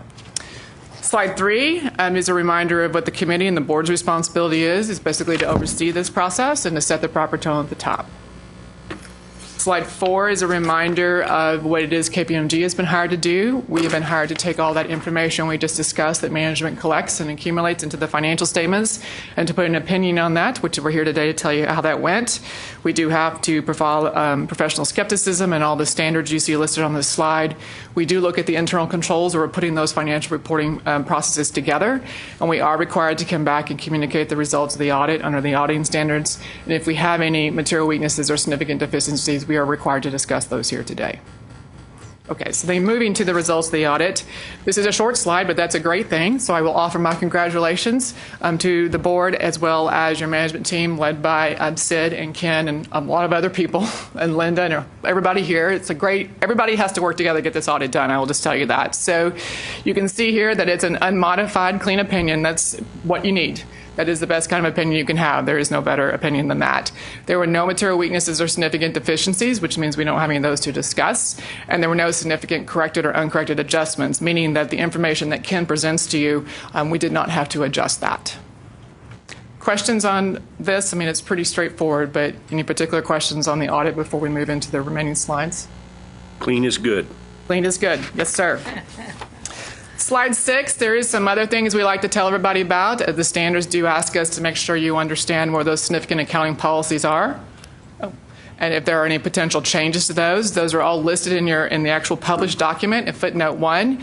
There were no unusual transactions that we had to report. Sometimes you can have a financial transaction that's not routine, like if you were to sell some land or buy some land or something like that, which y'all really aren't in that business, but those would have to be intentionally disclosed. But we did have, as we mentioned during the planning session, a new GASB that we had to be implemented this year, and it's called GASB 64. And so the 3 primary effects of that are noted on this slide here. It basically established standards for certain deferred inflows and outflows. That just means that on the balance sheet, you currently have assets, liabilities, and retain basically equity. There is now assets, deferred inflows, liabilities, deferred outflows, equity. It's just a mechanism that the financial accounting standards want to distinguish. Some things are really not assets, they're just deferred inflows. And so that's where that's going to be. There is nothing like that in your financials this year. You didn't have any transactions that met those standards. In the future, if you were to have some of those, they would have to be reported in that new format. The second item is we did actually spend a lot of time talking about bonds today and the bond issuance cost. Historically, what would happen when you issued bonds is you would take that bond issuance cost and you would actually capitalize it as an asset, which is one of the reasons why we have now deferred outflows, is it's really not an asset. It's a deferred cost.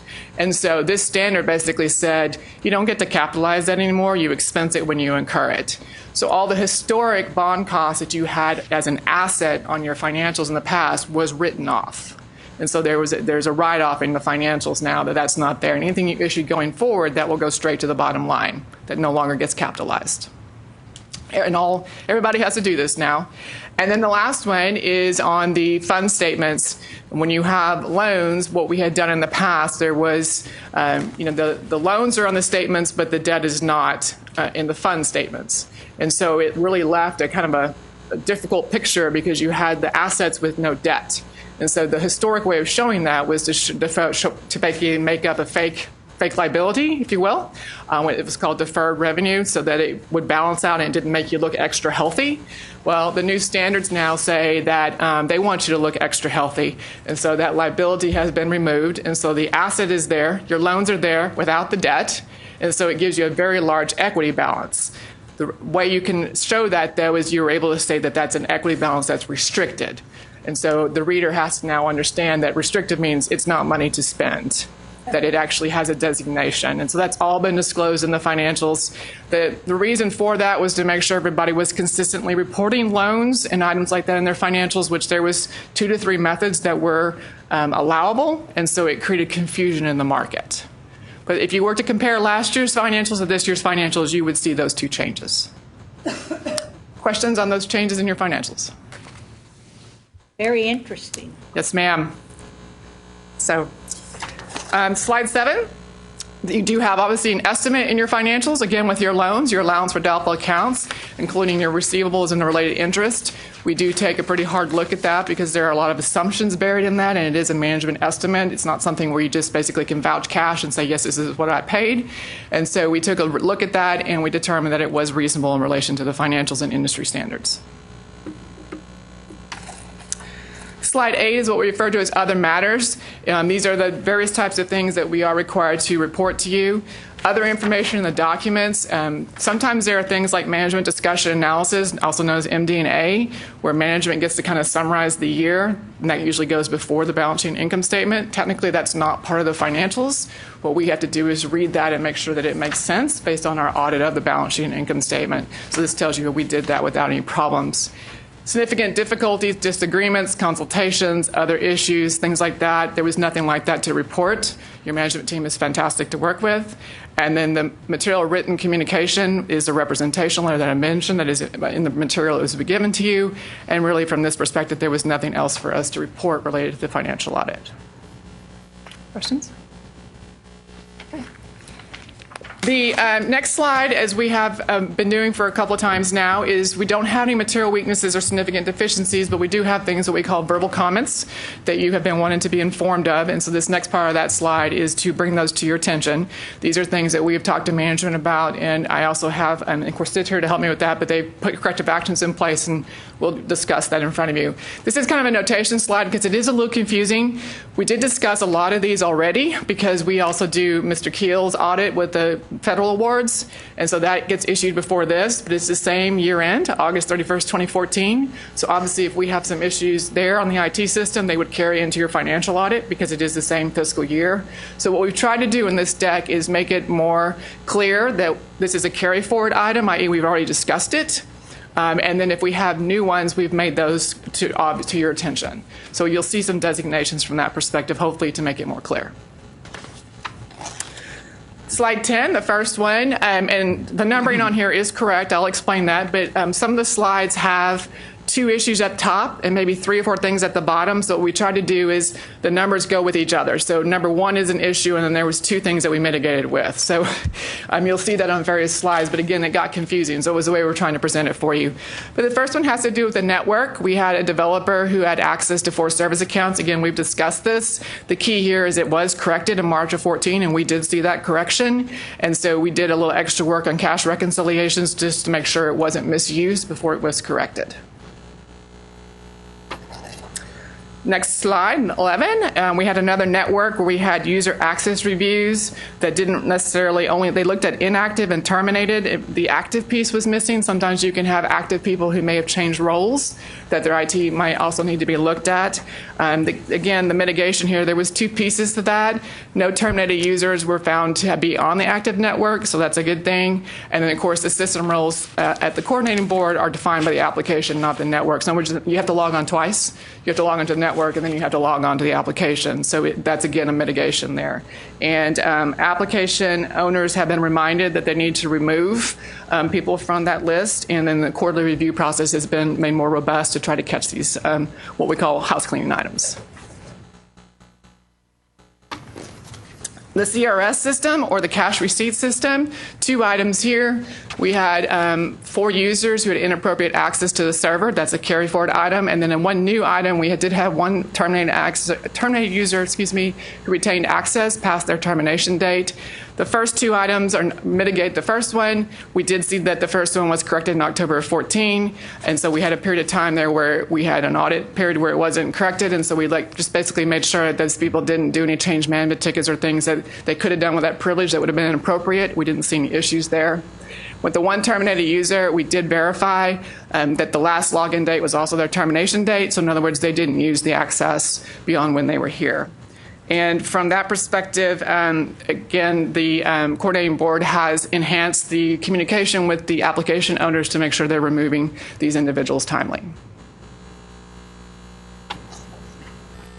On the Helms loan system, one person with inappropriate access to the server. We had some password settings that didn't meet policy, and documentation not retained for some user access review. Again, all 3 items that we have discussed once before. On the bottom, the person's last login date was 3 days prior to termination. In other words, they didn't use it after they left. The second one, you have to log onto the network first. So again, that helps with that. And then in the last one, literally it was a documentation issue. We were able to see emails where things were being done and pieced it together. It just wasn't documented in accordance with policy. From a correction perspective, the first one, the client, coordinating board has noted to us that they have removed that privilege. And then the second one, they have changed their policy now to align, so we won't have this exception going forward. And then the third one, procedures have been reinforced to make sure the documentation has been retained. Helms Net, also related to the loan system. We had one Xerox active account, which was no longer needed, and so we had some password settings that were not basically compliant with policy. Again, both repeat items. The first one, like the other one, the last login date was 3 days prior to termination, so that's a good thing. And then on the last one, again, you do have to log on to the network before you get to the application.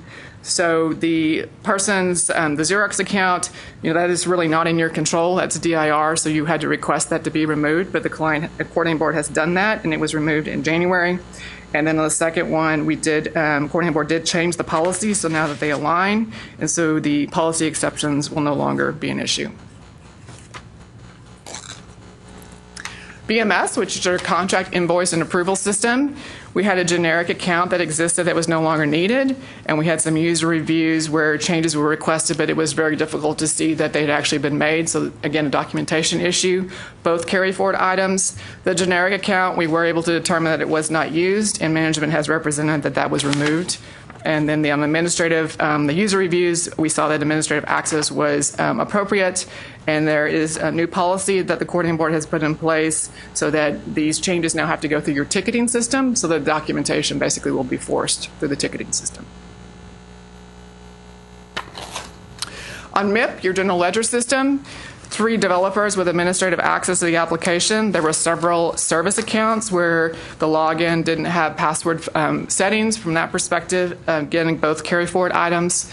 The first one, access was limited to the reporting model, and so they weren't able to basically manipulate the data, and this is intentional. The coordinating board has accepted this setup from that perspective. The second one, on several accounts not having the login, we were able to look to make sure that users must first log on to the network just like the others before they log on to the application.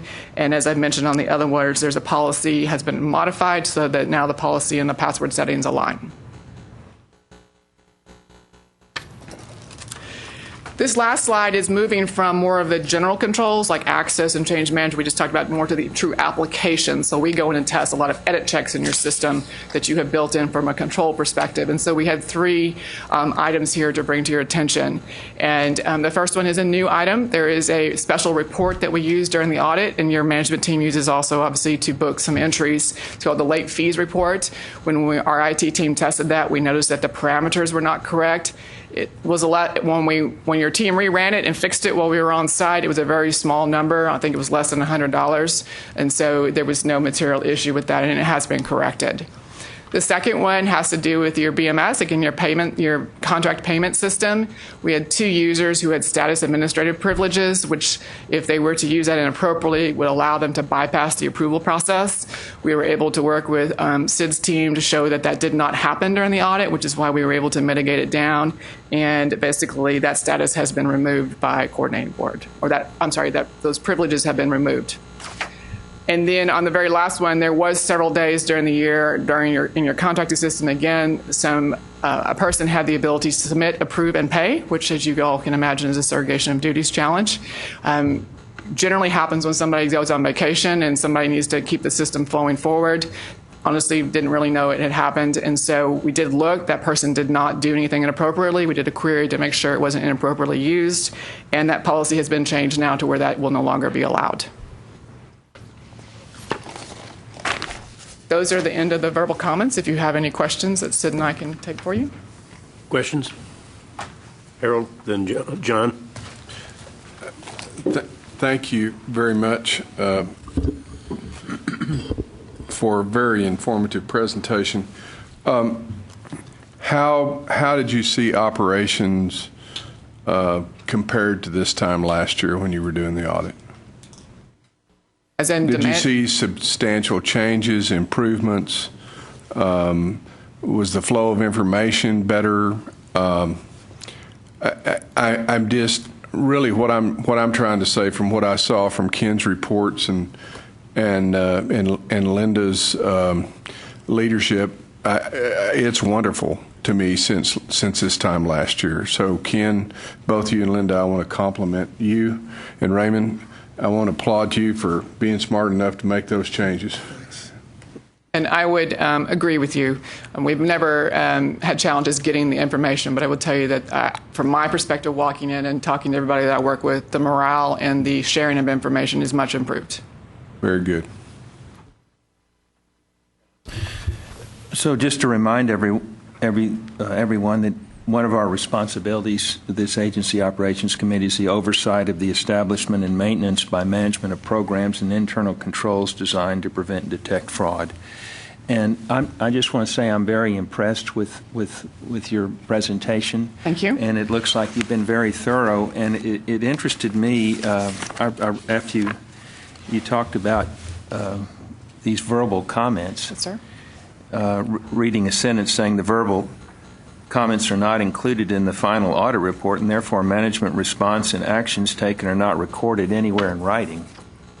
Of course, we do have them in writing. You do, and I think that's good. That's being very transparent and open about it, and I like the way that that management seems to have responded to each item brought up. And I would agree. This was something that we've met multiple times about, and I believe it was the coordinating board's choice to put together the document that you're referring to, which you have not had in the past. I think that goes to Harold's comment that there's much improved communication in the organization. And just to ask you, just an overall big picture comment about what you just went through. Big picture-wise, there may be, from your perspective, you may look at all these slides and say there's a lot of slides here, but I think Sid and I would tell you that these are very minor comments. They're really what we refer to as house cleaning. When you have an organization this size that runs so lean with as many IT systems as you have, you're going to have items like this no matter what you do. The key is that you are continually looking to improve them, which you can see they have done through their comments in addressing it, and that if there is something of more of a significant nature, even like this report where the parameters were wrong, that it was corrected immediately. So that's from an auditor's perspective, that is a very good response from the management team, or else I would probably have dug even deeper and tried to figure out why the response was inappropriate. So I've been doing the state agency a long time. This, being involved in different things, and this to me is very impressive. So I just wanted to compliment you, Commissioner, and your staff, and particularly Linda and her staff. No more money. Commissioner, I'd also like to comment that it's very impressive because even you made the comment, some of these are small details, but they are details and they are important. So I think Commissioner and the staff have done a really good job of this. I agree with the Chairman as well. And I'd like to compliment Susan and KPMG. They were very forthright, very open. We had a process where we had discussion very early on with myself as the chair, and I got a lot of information, reports periodically along the way. So I appreciate your efforts and how well you worked with our staff to generate this report. Thank you. Thank you very much. I don't think we have anything else on that. We'll go on to item B. This next item is considering adopting Commissioner's recommendation to the committee regarding our annual internal audit plan for fiscal year 2016. Mark Pale, Director of Internal Audit, will present this item to the committee.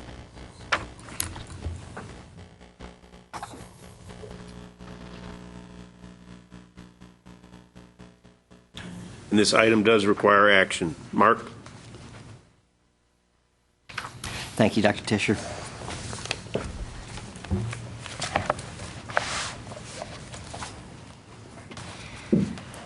The work plan that you have before you is developed each year using a comprehensive risk assessment process. And I would like to direct your attention to the slides that were prepared to accompany the plan that you have before you in your materials. We break our plan into categories of projects. And so the first category are those projects that are performed based on requirements such as state law or auditing standards. One of these areas is to perform follow-up audit work, and there was some discussion at a previous meeting about us expanding our follow-up work to actually capture state auditor recommendations, which Mr. Martin addressed earlier. So he's done some informal work in tracking those recommendations, and we will perform a formal follow-up of the state auditor's work. We also look into investigations. We're tasked by state law to work with the state auditor's office as a point of contact. So anytime there are complaints that are submitted to the state auditor's office from a number of sources, oftentimes pertaining to our institutions across the state auditor's office will reach out to our function and ask us to look into those matters. And so you'll see that we set aside some hours to address investigation of complaints. The next category of projects on our plan is risk-based audits. Here we schedule work in key complex areas such as information systems, loan operations, and grants. And our goal is to provide some coverage in these major areas, either through audits or follow-up audits each year. And the plan, our current plan that you have before you reflects that. So you'll see audits scheduled for tuition TEG program as one of those major areas. You also see information systems, physical security as being another one of the key areas that we provide coverage in. Then, as resources allow, we try to cycle through other organizational areas, and I have a couple of graphs to show you what that cycled approach looks like. Forward that. You can see the top of this chart shows you the three areas that I just mentioned: grants, loans, and information security. And those areas we have some form of coverage each year. The rest of the organization breaks down into areas 4 through 10 on this chart, and you can see we attempt to cycle through those areas over a period of years, given our level of resources. So you'll see that by FY 2023, we would have cycled through all of the remaining areas and have returned to start the process over again. There's a second slide. Again, this is really showing you the same thing in a different way. You see the required audits at the top of the chart. The second layer there is your key areas that we try to provide coverage every year in addition to the required audits. And then the bottom layer is the other organizational areas that we make our way through over a period of years. So you have the proposed FY 2016 plan before you, and I'll be happy to answer any questions and ask for your approval. Are there any questions? Mr. Steen. Mr. Paul, if we're looking, now we're looking on the graph you presented, the one before that, we're looking forward, but if we look back, would it be on this same cycle or? Well, we've changed staffing, as you'll recall from some. And you understand my question, because to really appreciate this, it seems like we need to know when was the last time some of these areas were audited. Sure, we could certainly provide that information. I don't have it available to present today, but we had dropped by one staff, and there was some discussion last year. In October, we actually had a discussion about the sufficiency of audit resources and the risk appetite of the board. And based on those discussions and discussions with the commissioner, we actually added an additional internal audit position.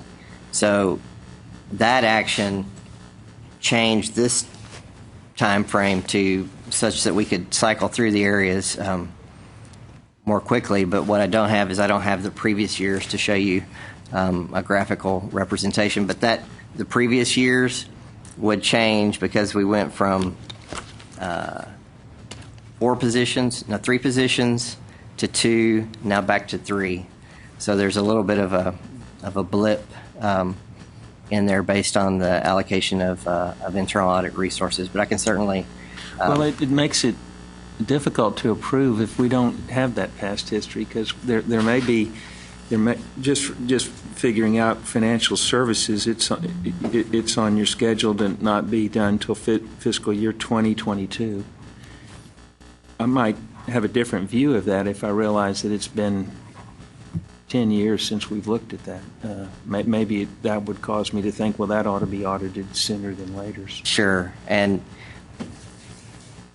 each of these elements, like financial services, is a good example. What we also take into account is whether or not there's other coverage provided by other auditors. So KPMG, that you just heard, has a heavy emphasis in this area. We also get visited by the state comptroller's post-payment well, I audit just picked team. That one out because it's the Right. furthest out, just as an example. Yeah. Right. I understand. So these are not in alphabetical order. Were they rank ordered, or they ordered in date time according to those things with some of the considerations Mr. Steen's bringing up? Actually, it's just illustrative of the cyclical nature of working through those areas. So we don't have at this time the plan for 2017 would represent one of these other areas, but not necessarily academic quality and workforce. So what we do each year is we look at any other coverage, because oftentimes we're not notified by the state auditor's office or other auditing entities as to work that they have planned. So we take each year the most current information that we have regarding other auditors and other oversight that might occur in these areas, and we can adjust which of these we select going forward. But I merely presented it to show you that over a number of years, with the resources that we have, we cycle through the remaining organizational areas. So we're not actually approving it in this order. It may be reordered on any given year if the SAO is auditing something else, and there's another item here that hasn't been audited in 10 years, That you is may correct. choose to change the order. That is correct. So we're really not even approving academic quality and workforce for 2017, are we? You are not. The document you have before you is for FY 2016. And right. But what 1 we year. are, make sure I've got this right, what we are saying and approving is that one of these cyclical risk-based ones will be done each year. Yes. Are we saying that? Is that a definitive statement? I think technically the document that you have in your materials is just a 1-year snapshot. It's not. I'm not asking you to approve a long-range plan.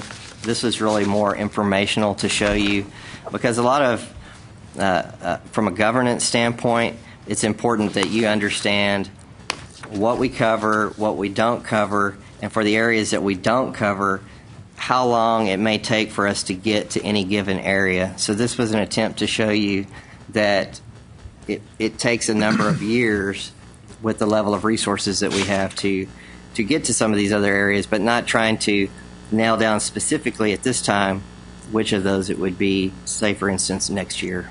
Right, and I get that, I think, Mark, but I guess still trying to once again, that the deal, the assurance is still, though, that one of these cyclical ones are going to be done on an annual basis. Yes. And that y'all will determine which one based on what other audits have been performed and based on the most recent or the furthest away that one has been done. To kind of give some criteria to say, it needs to be human resources right now. That's correct. Okay. That's correct. Harold? Mark, how long have you been here now? Since 2012. Okay, so did any of this exist when you got here? It did not. So I just let me clarify. Go ahead. An audit plan existed. Right. I'm not aware of a long range audit plan that was presented to for information purposes. It was presented to the committee. So for the purposes of today, you're just trying to represent to AOC that there is a long range plan, and that dependent on other actions of other auditors, state agencies, or whatever, that you will have to make some adjustments. That is correct, and really also to speak to Mr. Steen's previous questions and comments about what is our level of staffing and how much can we cover and what's the board's appetite for risk and so forth. This was intended to further that conversation as well. Okay. Yes. So I think the important point about this schematic is the risk base and required will be audited every year. And I think that's the one thing that we as a board would want to have happen. Yes. The others on a cyclical basis, depending on resources or who else may or may not be doing that, is probably more appropriate that it not be done every year. But the top three, I would agree, and I think the plan is fairly well laid out, that that's going to be done every year. Yes.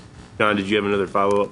Well, on the cyclical risk-based areas, you're listing 1, 2, 3, 4, 5, 7 areas. Do you know which of those is that it's been the longest since we've audited? Feel free to. I would say Commissioner's Office, because we covered some grants and other programs from other areas, such as from academic quality and workforce. We covered some small grants. And human resources, we did a thorough audit on human resources a few years ago. From loan repayment program, we covered it not very recently, but we did. And financial services, we did recently when we did the beyond time loan funding audit, we covered financial services area. But the Commissioner's Office, so far I remember, we did never touched because of the low risk. Yes, ma'am. So maybe that's why it's the first one you've got, thinking that it's been so long since it's been audited? I don't think so. This is just, as Mark said, this is an example, and we didn't put them in any order thinking of like, okay, the Commissioner's Office has never been audited, so we will. It's on top of our list. That's not the case, actually. It's just to show you that this, based on the resources, what we have, this is what we can cover every year. We can pick only one from the cyclical group.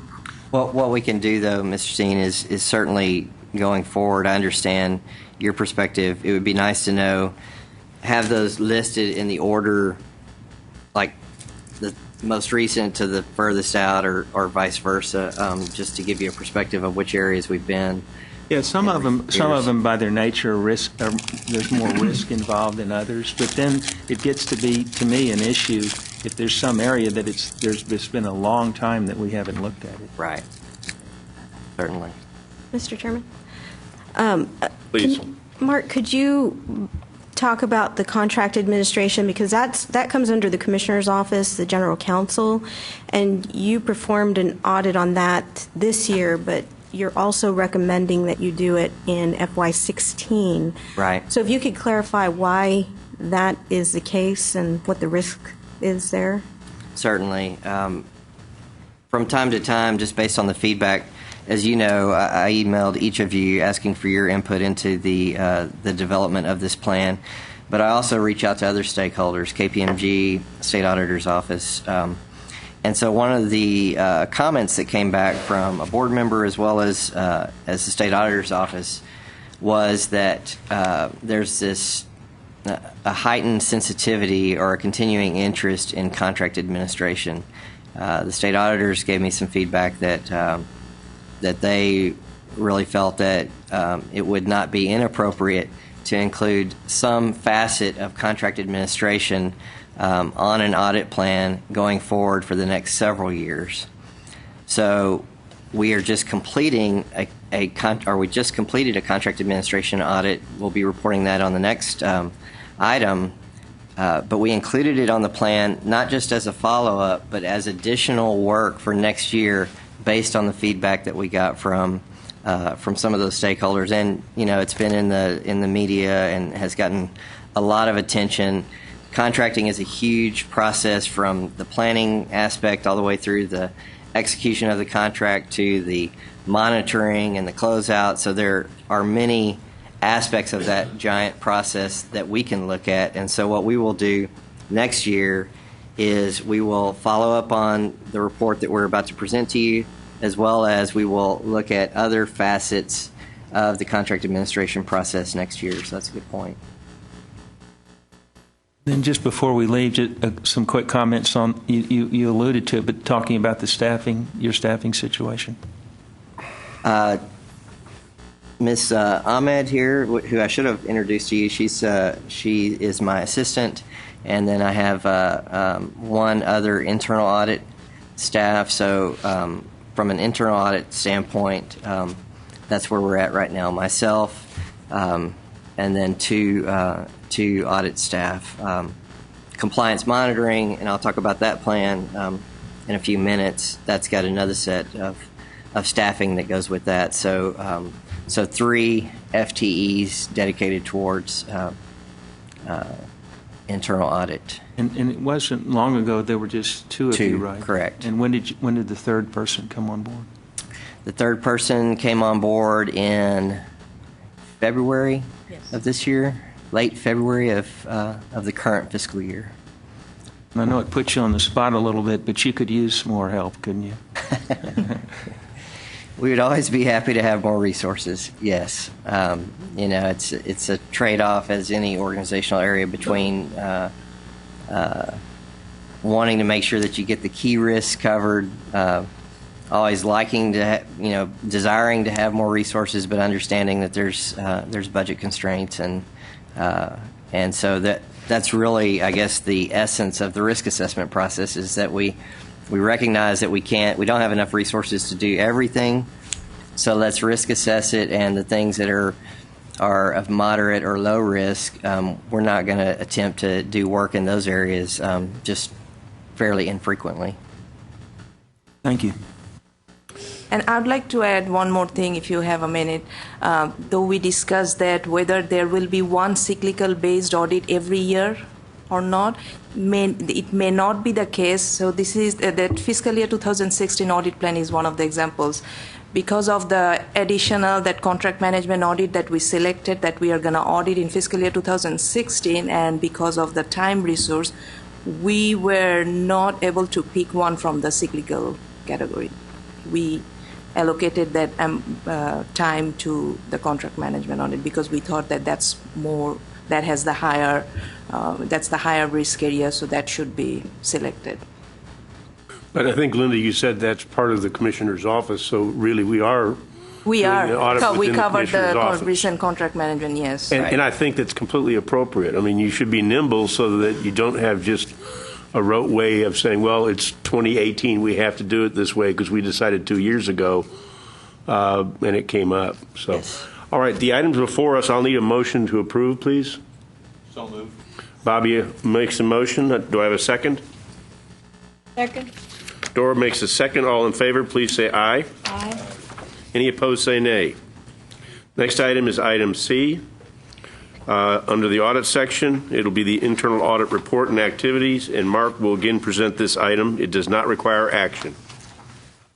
Thank you, Mr. Chairman. This is an informational item. We come to you at each committee meeting to bring you an update on internal audit reports and activities since our last AOC meeting, in this case, April. And for this, I'm going to ask my associate, Ms. Ahmed, to walk us through the comments. Thank you, Mark. We completed 3 internal audit projects since the last AOC meeting in April, and these reports are included in your materials. The first one is the review of contract administration at the coordinating board, and we gave that report category 2 ranking, which means that there were some reported issues, but if those issues are addressed timely, they do not represent a significant risk to any negative consequences. And we had 3 recommendations. Management concurred with all of our recommendations. The next 2 reports you have in your materials are conclusions of investigations. Number 1 was related to TSTC WECO, and during our investigations, we found that the institutions already addressed the issue. So we closed that investigation report. The other one is related to Bishop College, and that complaint was also closed because we were unable to obtain any information from the complainant, so we closed that investigation as well. So that concludes my update on internal audit reports and activities, and I'll be happy to address any questions if you have any. Members, any questions? Okay, thank you. Next item is item 7A, compliance monitoring. This is a consideration of adopting Commissioner's recommendation to the Committee for the Annual Compliance Monitoring Plan for fiscal year 2016. Mark will again present this and will require approval. Mark? Thank you. Like the internal audit work plan, the compliance monitoring work plan is developed each year. We use a risk assessment process. And once again, I'd like to direct your attention to some slides that we prepared to accompany the plan that you have in your materials. For compliance monitoring, there are really two key dimensions. We're following pretty prescriptive Texas Education Code 61.035 that developed our compliance monitoring function. And so the first of those dimensions is formula funding data integrity. So what we're talking about on formula funding data integrity is there's about $4 billion per year that is distributed to institutions of higher education based on formula funding.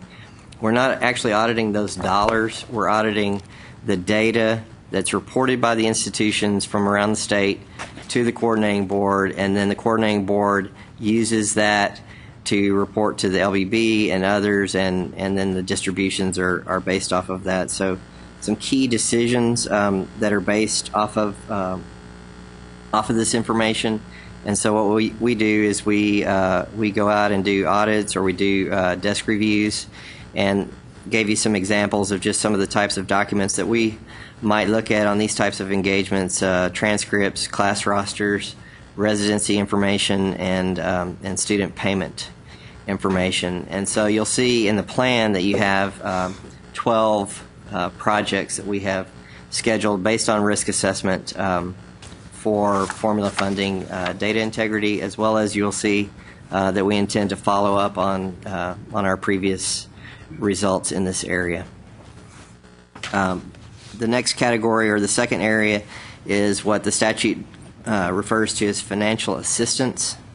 And here we're talking about $874 million annually of trusteed funds. You heard the presentation earlier that referred or that covered the different trusteed funds that this agency is responsible for. So for these projects, we're actually looking at the dollars, and we're looking at whether or not those dollars have been spent appropriately in accordance with requirements, law, statute, program requirements.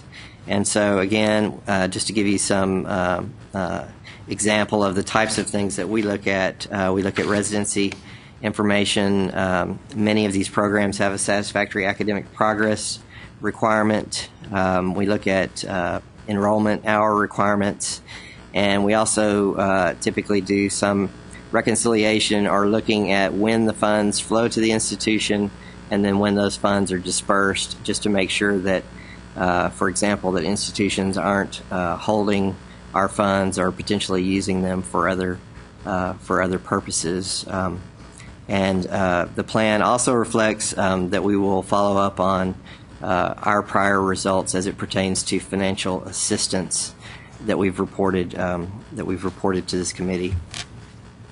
Finally, we look each year at emerging issues and devote a small amount of resources to further assessment of risk in new programs. We've been tasked, the coordinating board has been tasked by a federal initiative to share FAFSA completion data, and this is obtained through the Applied Texas Counselor Suite with participating public secondary education entities, which is primarily high schools.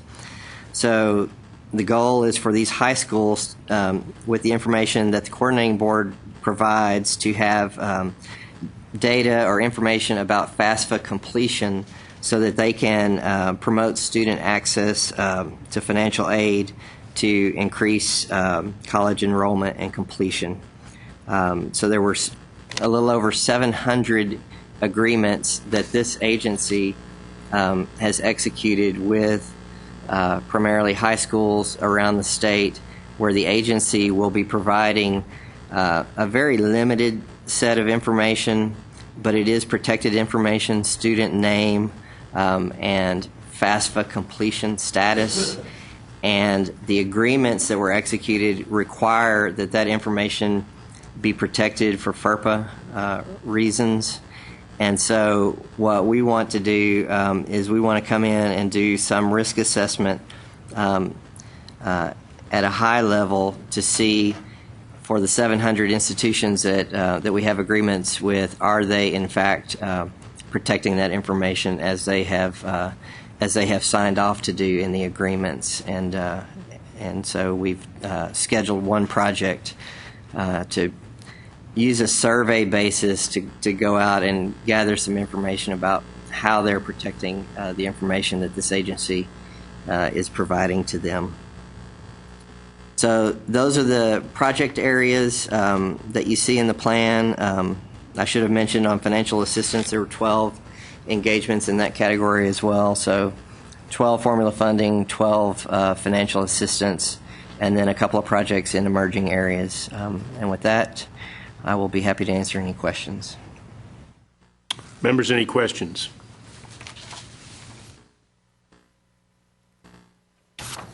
Okay, this will require a motion and a second.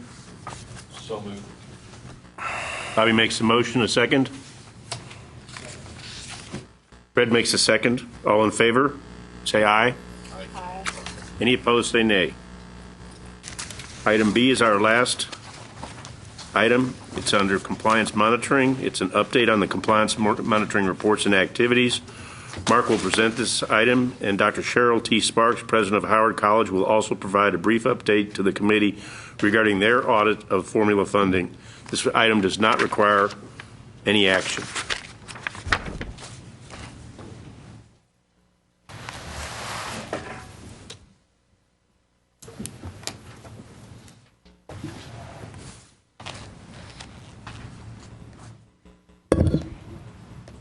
Thank you, Mr. Chair.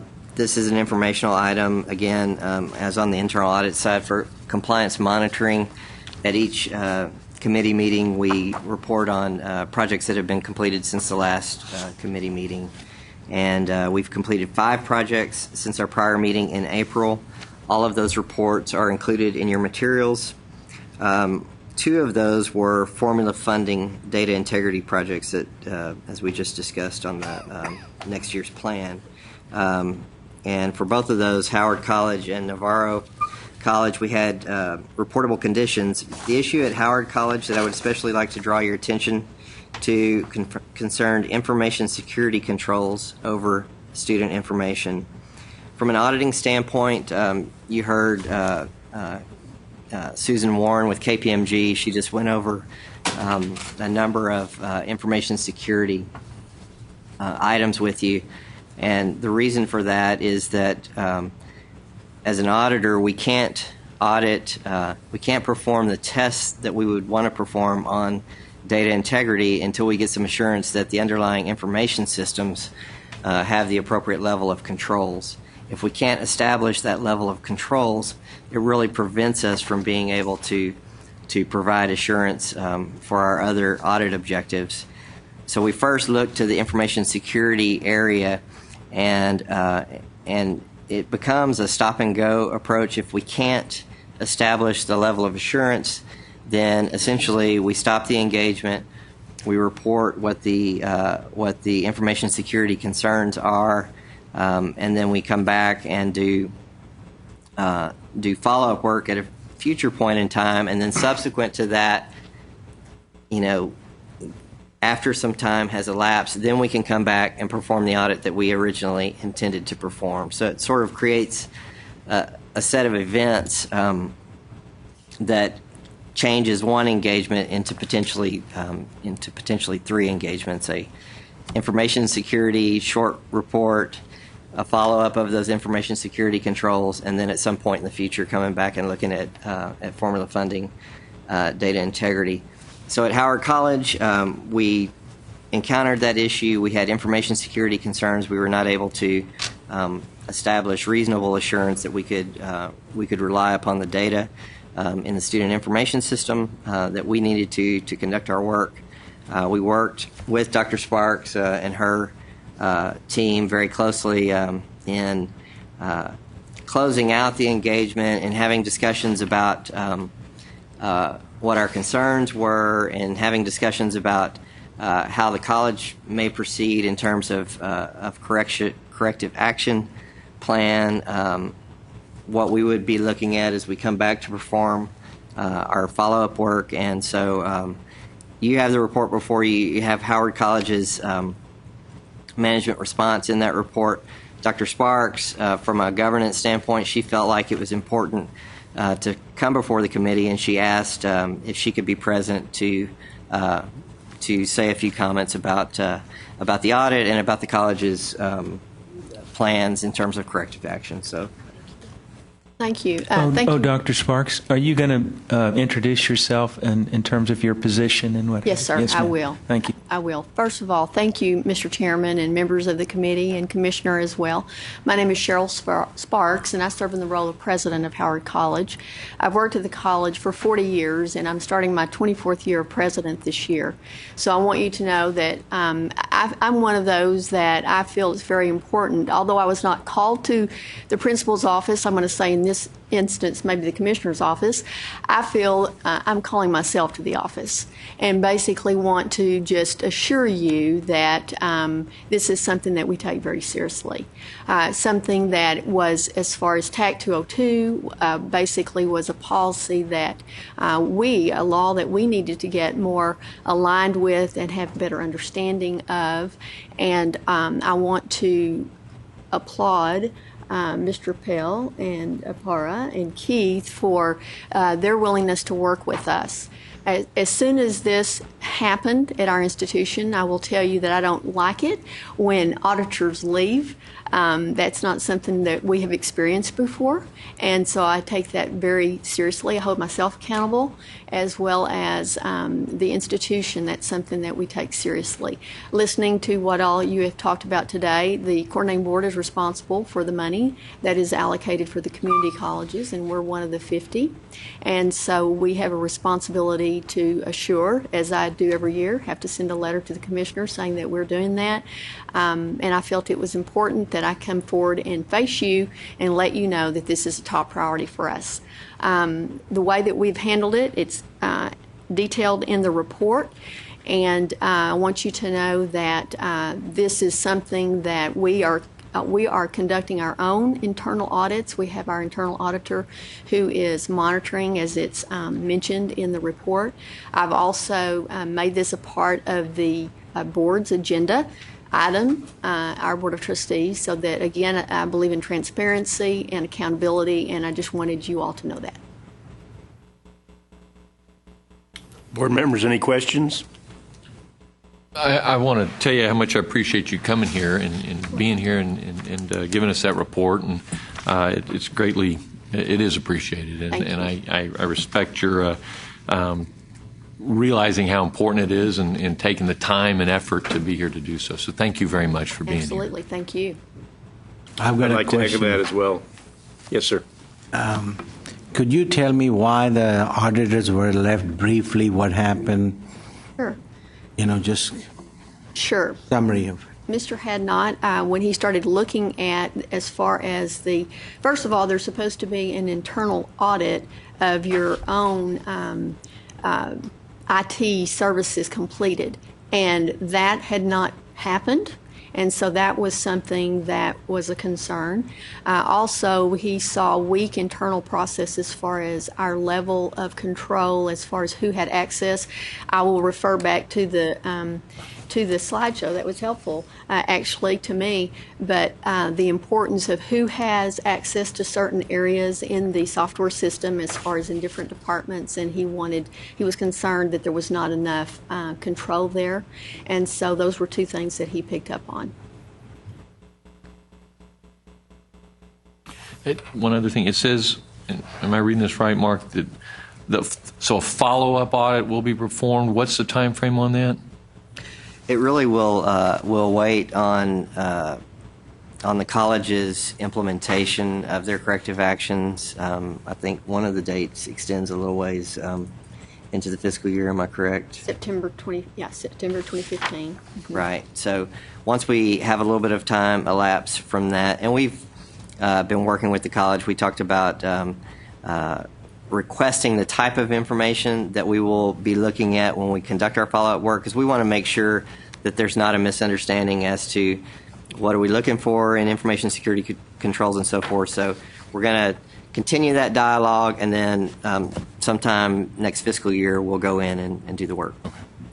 I might add that they have just been great as far as giving us guidance, because that's one of the things that I asked for within their purview. Again, they're auditors, and so they can't, they have to be careful that they don't go over their bounds. But within the appropriate bounds, I've asked for guidance.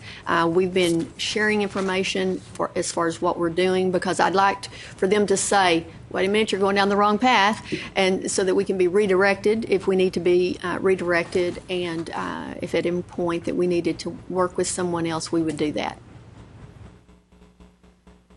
Chairman? Sir. Yes, I would like to echo what Mr. Jenkins said. Also, Dr. Sparks, thank you for being here and understanding the importance of it and taking the corrective actions. Absolutely. Thank you. Well, I want to be the poster. I want us to be the poster child when they look at us again, and be pleased with the accomplishments and the improvements. So we're working on that. Your college is located where? Thank you for asking. We are a small rural college. We're in West Texas. We're in Howard County, Big Spring, Texas. We're, again, our enrollment is around 4,000, and about 1.8 million contact hours in a base year. We have 13 counties that we serve out in West Texas. Our most northern point is up by La Mesa, and our most southern point is down by Junction, so we cover a lot of ground. I want to join my colleagues in thanking you for that, making a long trip here today, and that we really do appreciate it. Well, thank you. And how long have you been president of Howard College? Starting my 24th year in August, and so anyway, you've impressed us. Now we know why you have that longevity. Well, thank you. I always like to tell everybody that I started when I was 10. So. And Mr. Paul, just to wrap it up, how are you feeling about where this is headed? Are you feeling? Oh, very good, very good. You know, the response, and Susan Warren kind of alluded to it earlier. A lot of what makes an auditor get comfort or not get comfort is how does management respond? How do they take to heart questions or concerns that develop during the course of the review? And as soon as we started talking about this, Dr. Sparks got involved, and so having the president of the institution at the table, acknowledging the importance of it, and really getting behind a comprehensive corrective action plan, I mean, that speaks volumes. So we feel very good about it. Thank you very much. Thank you. Members, seeing no more business before us, unless the commissioner has a comment, we'll be adjourned. No Commissioner? comment. All right, we're adjourned. Thank you.